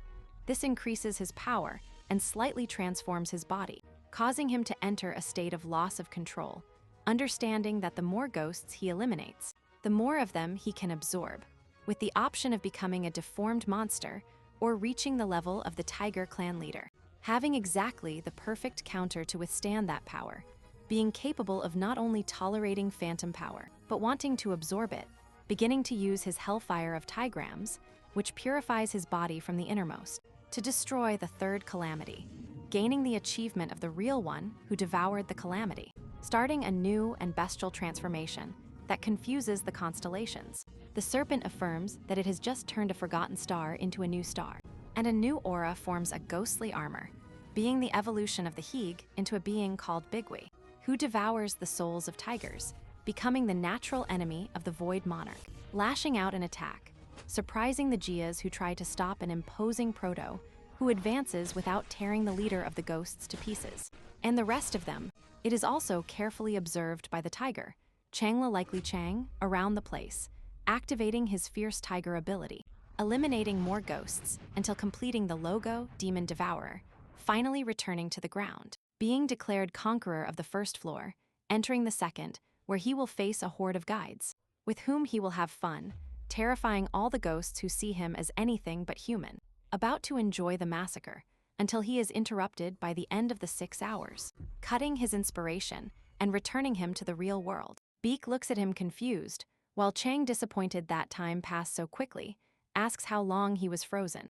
It turns out it was less than a second, since he told Beak very seriously to take care of him, which causes him some embarrassment, although he also considers that time useful to recover after a complicated fight, believing that he still doesn't know what the next curses from the scrolls will be about. And he is determined to find the 3 he doesn't yet have, Moonsung thinking that the Higgis might know something. And just then he is interrupted by a call from Director O. He heads to a bar where a modern director, O, awaits him by entering the place along with Bike, whom he sends to wait for him while the adults talk. The old man is surprised that he arrived accompanied.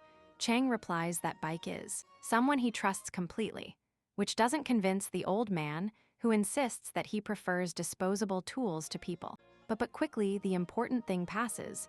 Officially, Chang is on his payroll. Chang asks if he already has his first mission. And indeed, since he is on this list, he is in the training of the new recruits, who are very green, sending them directly to confront the remaining forces of the Eagles. This suits the proto perfectly, who asks if they will only take recruits. The old man explains that they have created an attack group that will serve both for him and for the recruits to practice. He also informs him that Chang will be in the executive position this time, leaving him all the information about the Eagles' hideout before retiring with his assistant. And before leaving, Chang asks him for a favor. Now we go outside, where he is recognized by a couple of fans who doubt that someone like him is eating on the street. Meanwhile, Chang reads the report on the Eagles' hideout, which is an ancient dungeon surrounded by snow and ice, so he tells his younger brother that they have a long way to go, which encourages the boy. And so 4 days pass before the training, massacring the monsters he had pending, repeating the same thing the next day, and the next, until the day of the training arrives, where he poses calmly over a gigantic guide. While filled with hatred, he asks more rivals to present a challenge, shooting an arrow that pierces the terrified troops, until it crashes and explodes, destroying everything in its path. This brings the king of the guides out of hiding, who, smiling upon noticing a cut on his cheek, is astonished, ordering his weapon and armor to be brought to begin the fight. The king withdraws his troops to fight personally, self-proclaiming Friesen of the Arcadia family, or at least he was, before being consumed as a ghost who possessed the writings of San. He has a deteriorated body, but an intact grudge, and his slaves put on his armor while he thinks about absorbing all the temple's power to become a god. With his armor completed and seeing how the proto delayed his plans, he asks for the name of the one who managed to make his warrior blood burn again.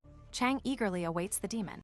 He introduces himself as Jin, part of the Friesen, blood relative of the demon clans, stepping on his own slaves to proclaim himself the king of the Chown Guard. and walking to the edge of the castle, from where the mysterious and powerful green energy emerges, materializing into a gigantic chimera.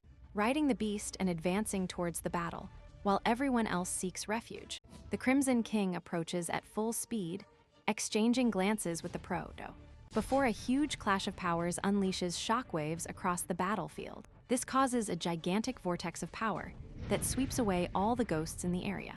From the rubble, Chang appears, running at full speed, infecting the terrain with his tiger eye. And before coming face to face with the colossal king again, he is surprised that Chang managed to contain the blow of his sword despite having injected him with the will of San, recognizing his opponent as a ghost obsessed with fighting, and thus both unleash their power in a great explosion of energy, moving at such speed that their clashes look like flashes, illuminating the dark eternal night of that world. Until finally, Chang finds an opening and stabs the Crimson King in the neck, moving around him at full speed, awakening the wrath of the spectral chimera. And so both warriors prepare their next face-to-face attack, where the Proto manages to use his sword to form a lightning bolt that splits the chimera in half. However, the king jumps on him, surprising him with his guard down, with no escape. And with his beast senses altered, Chang sees that blocking the blow is impossible, desperately combining his tiger gale and his lightning to fly at full speed, escaping the devastating impact, managing to get out of the Crimson King's range, who gets annoyed knowing that blow would have been decisive. Shang gasps, almost completely exhausted, seeing that the clock shows 3 minutes left in the round, facing a wall he cannot want to overcome. But stubborn not to give up, he feels something inside him urging him on, yielding to that impulse, surprising the king, who sees him stab his own hand with the sword, releasing a large amount of blood. From there, a flash of light emerges, which spreads throughout his arm, with intense pain, leading his sword of sin instinct, activating the double blade resonance, which excites his rival even more. And so Chang launches himself at full speed against the Crimson King. He introduces himself by activating his power, but before reaching him, Chang changes to the Savage Tiger and activates his crushing technique, bombarding him and forcing him to block as best he can, enduring the Proto's brutal blows, who once again activates the One-Eyed Tiger, moving at full speed, taking the king by surprise, and attempting to use his poison attack. However, at the last moment, the chimera emerges from the ground, causing Chang to change targets and make it completely disappear. As a reward, he obtains Ed's ribs and the Guardian Reins, in addition to absorbing the chimera's power for Bigwee. But his surprise continues, seeing that despite losing his precious pet, the king appears as serene as at the beginning, who, now enveloped in the tiger calamity, opens an eye that shines throughout the surroundings, frightening the Proto, who sees the king preparing a great attack and understands that he has no choice but to face him again, blocking the blow with a whirlwind under the surprised gaze of the king, to whom he responds with an excited smile. The impact is so strong that it shatters the ground, forming a gigantic beam of light that splits the mountain, where we see the Crimson King observing his bleeding wounds, while the Proto with his destroyed armor looks at him, dumbfounded. Both are at their limit, completely shattered, watching as the end of time slowly approaches, causing Chang to return to the real world, where Beak looks at him, terrified by the enormous wound crossing his entire body. The Proto is still not out of his trance, until he decides to use his healing potion. Beak quickly sprays it all over the wound, managing for the Proto to recover at least 50% of his energy.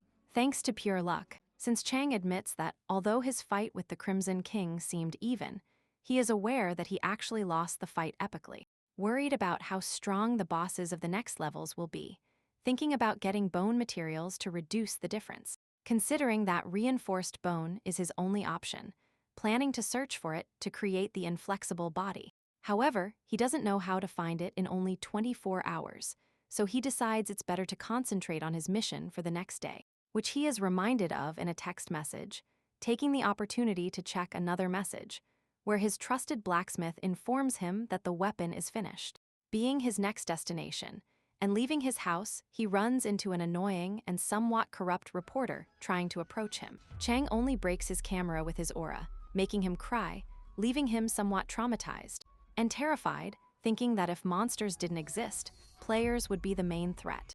Now at the forge, Bake is too happy to see his new weapon, although Chang is annoyed that it turned out a bit plain. a situation resolved with more money for his complaining blacksmith while negotiating about his own weapon. Bu Hong, however, this time is not willing to negotiate deadlines of less than 2 months and even considers extending it due to the lack of materials. The proto, contrary to usual, understands this, especially regarding the cold steel, which must be of high quality to tolerate the extreme heat he wants for the weapon. However, Byujung remembers that his boss will be heading to the Yeti's Pass, having the same idea as the proto, to search for the steel there, as well as the ingredients for the reinforced bone, but he interrupts his thoughts to tell him that someone wants to meet him. And so we move to an office, where Chang meets Choi Hyung-il, representative of the Fortuna Company, whom he quickly identifies as a blacksmith, by the calluses on his hands being the cousin and supplier to Byung, understanding how his trusted blacksmith had access to such good materials. Now listening to Choi straightforwardly say he wants to hire him. Chang guesses this must be due to his trip to Yeti's Pass. The businessman, seeing his intelligence, explains why those who escape Yeti's Pass do not want to return. The reason is the breath of the monarch of frost. This surprises Chang, who had never heard that name, but immediately recognizes it by its other name, Eternal Ice Crystal, letting out an expression of surprise that he quickly hides, remembering his time in the underworld, where one of the fallen stars explained to him about the skeletal frameworks of the Amazons necessary to form the celestial body. This requires 2 essential materials, the heart imbued with flames and the carved frost crest. And since he also has the power of the 8 trigrams lit, he will need the frost so as not to succumb to the flames. His first mission, then, is to obtain the eternal ice crystal, which has absorbed the essence of the moon for years. Ending his memory, seeing how his search seems easier now, trying to pretend he knows nothing about the crystal to get more information. Managing to get Cho to tell him that it can increase the power of ice mages by at least 10 levels, and that it is of interest to high executives. Chang understands that it will be a difficult task, given that he must clear the dungeon, find the crystal, and make sure none of the Tiger Clan leaders discover it. Still, he accepts the mission. The businessman, surprised by his quick response, asks him the method of payment, but Chang has no interest in money and only asks him for a favor. Later, Choi returns with Byujun, who is enjoying himself on a terrace, interested in how the meeting ended. His cousin admits that everything went well and that everyone got what they wanted. Even so, Choi is not entirely calm, due to the materials the proto asked for, along with the information he seeks about the 9 swords, not understanding how his cousin came to be associated with someone like that. And in this way, the day passes, and the time of subjugation, where the agency represented by Cha and Jin watch as the first team sent seems to have failed completely just when Wo arrives. To lift spirits, with coffees and asking about the mission status, Cha admits that the Higav are putting up a lot of resistance and that the dungeon is very complicated. At that moment, the girl notices that Wu does not have her niece as a keychain, causing him to cry to mares. Since she ran once, she heard that the white tiger was there to see if her savior was present. We see her running very excitedly, making the clan's arrival, which also draws Cha's attention, directing her gaze to Chang, who must deal with a boss who has something against him, admitting to him that he will not show favoritism towards him because of his relationship with Director O, and warning him not to make mistakes. While some subordinates of the boss approach to start mocking Chang, who responds by laughing. This infuriates one of them, who tries to attack him. Chang suggests he shouldn't, but he doesn't listen to the furious gaze of the team leader, upon seeing his subordinate end up flying through the air, falling painfully in front of everyone, trying to get up to attack again. But he stops when he sees Chang charging at him with his semi-transformed one-eyed tiger aura, using only his fingertips, stopping the man's fist, which is enough to shatter all the bones in his hand. Amidst screams of pain, Chang prepares for the next blow, but is stopped at the last moment by the team leader. Although the proto knows well that he did not start the fight, the leader doesn't seem to care, since Chang attacked a superior, who is immediately taken out on a stretcher. This makes Chang move away annoyed, while Hung observes him from a distance, happy to see another lunatic like him. However, the person next to him tells him that it is not so, since even that outburst of anger was calculated to mark territory, in front of all the others who might want to attack him during the incursion. This only makes Hoon even more convinced that they are the same, to the annoyance of his companion. For his part, Chang receives a visit from an old acquaintance, Little Bin, who is very happy that he still remembers her, now that she is a player. However, the proto is very surprised and sad to see her, as he hoped she would live an ordinary life, far away from all this. And the meeting is interrupted at that moment, as a subordinate of the girl's clan arrives to alert her that her uncle is looking for her. She must leave, promising Chang that she will contact him soon. He watches her leave while hearing that they are following the deputy leader of the Eagles, and seeing that things will go well at least for him, he decides to continue with his business, telling Beak to get ready, to which he responds by entering shadow mode. Meanwhile, nearby, everyone runs because the red ghost has appeared. The deputy leader of the Eagles, who from above, observes the great squadron heading towards him with his divine throne, the afflicted spirit who cries, looks with pity at his apostle, who begs him not to feel that way, since it was his decision to accept his destiny. With a satisfied smile on the ghost's face, it makes the divine throne understand and lend him his power, while the apostle waits for the warriors who jump to confront him, being intercepted by the apostle, finishing off everything in his path. Upon landing, he feels the presence of the white tiger and quickly defends himself, having a great clash of power with Hun, who is happy to be able to fight the ghost, although less so because of the circumstances.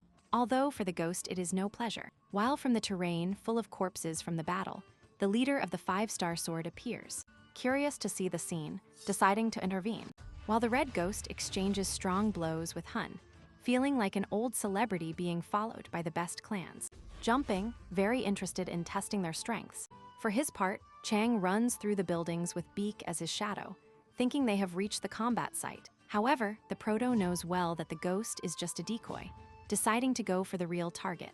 While the completely surrounded ghost hears Hun suggest he surrender, this only awakens a smile on the ghost, who seems to invite them directly to hell. Wu, realizing it, understands that they have fallen into a trap, and the system confirms it when the ghost unleashes an enormous power, activating the Kaimen Dungeon, enveloping the place in a red smoke that traps everyone in an illusory labyrinthine formation.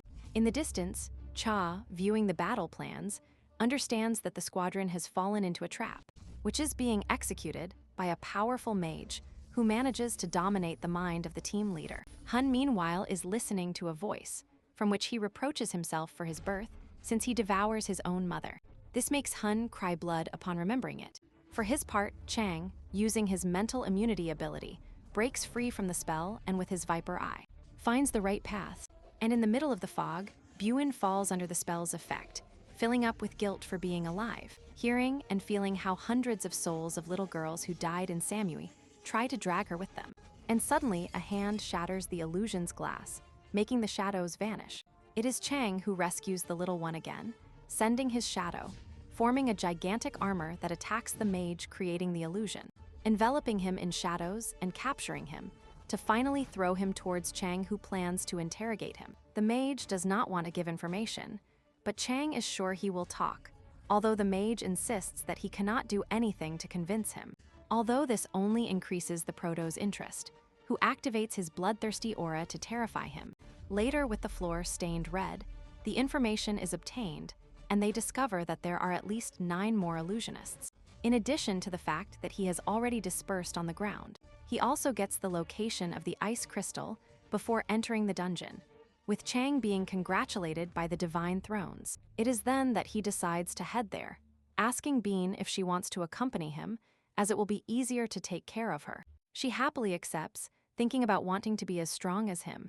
And Chang, becoming humble, becomes complacent, beginning to feel that something seems to be enveloping him, managing to penetrate his mental barriers, where he meets a shining man, who tells him he is proud of how he has grown, satisfied, affirms that he can finally rest in peace.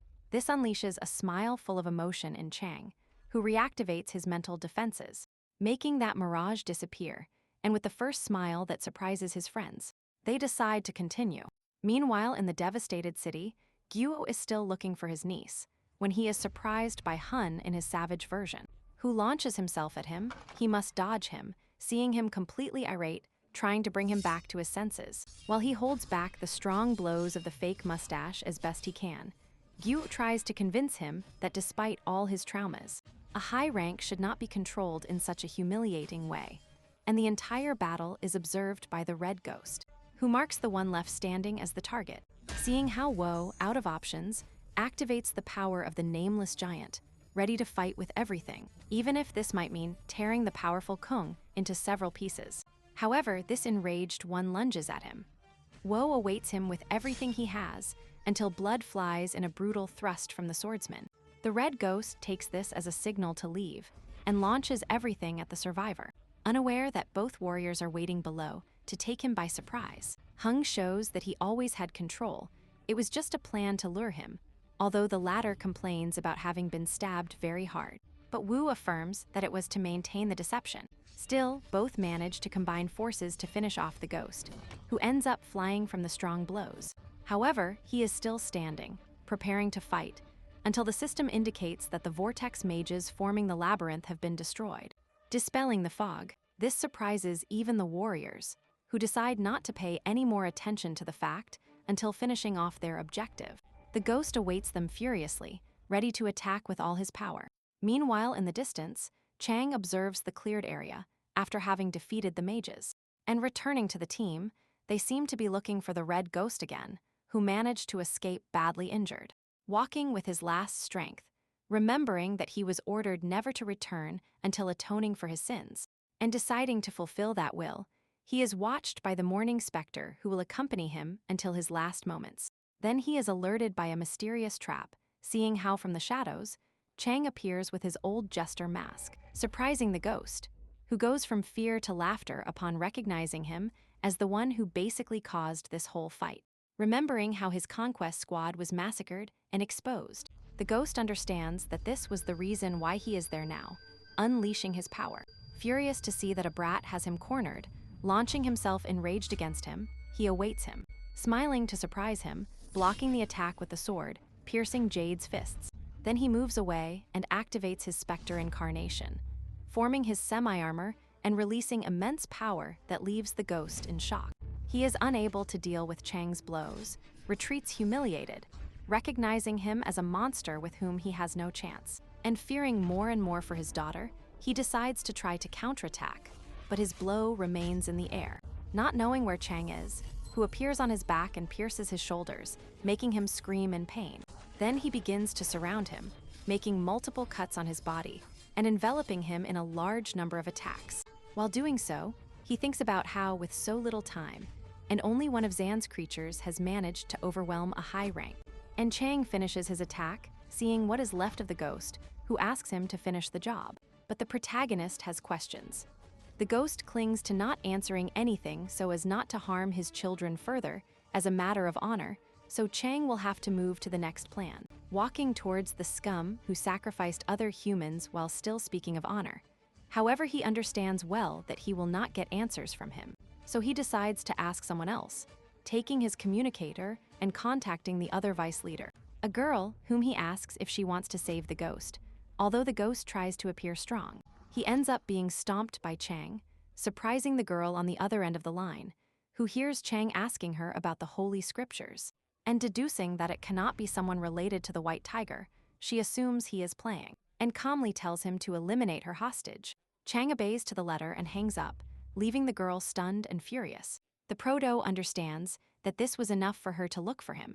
He should soon evolve to face her, flying towards the squadron to begin the next part of his plan. Season finale, Chapter 68.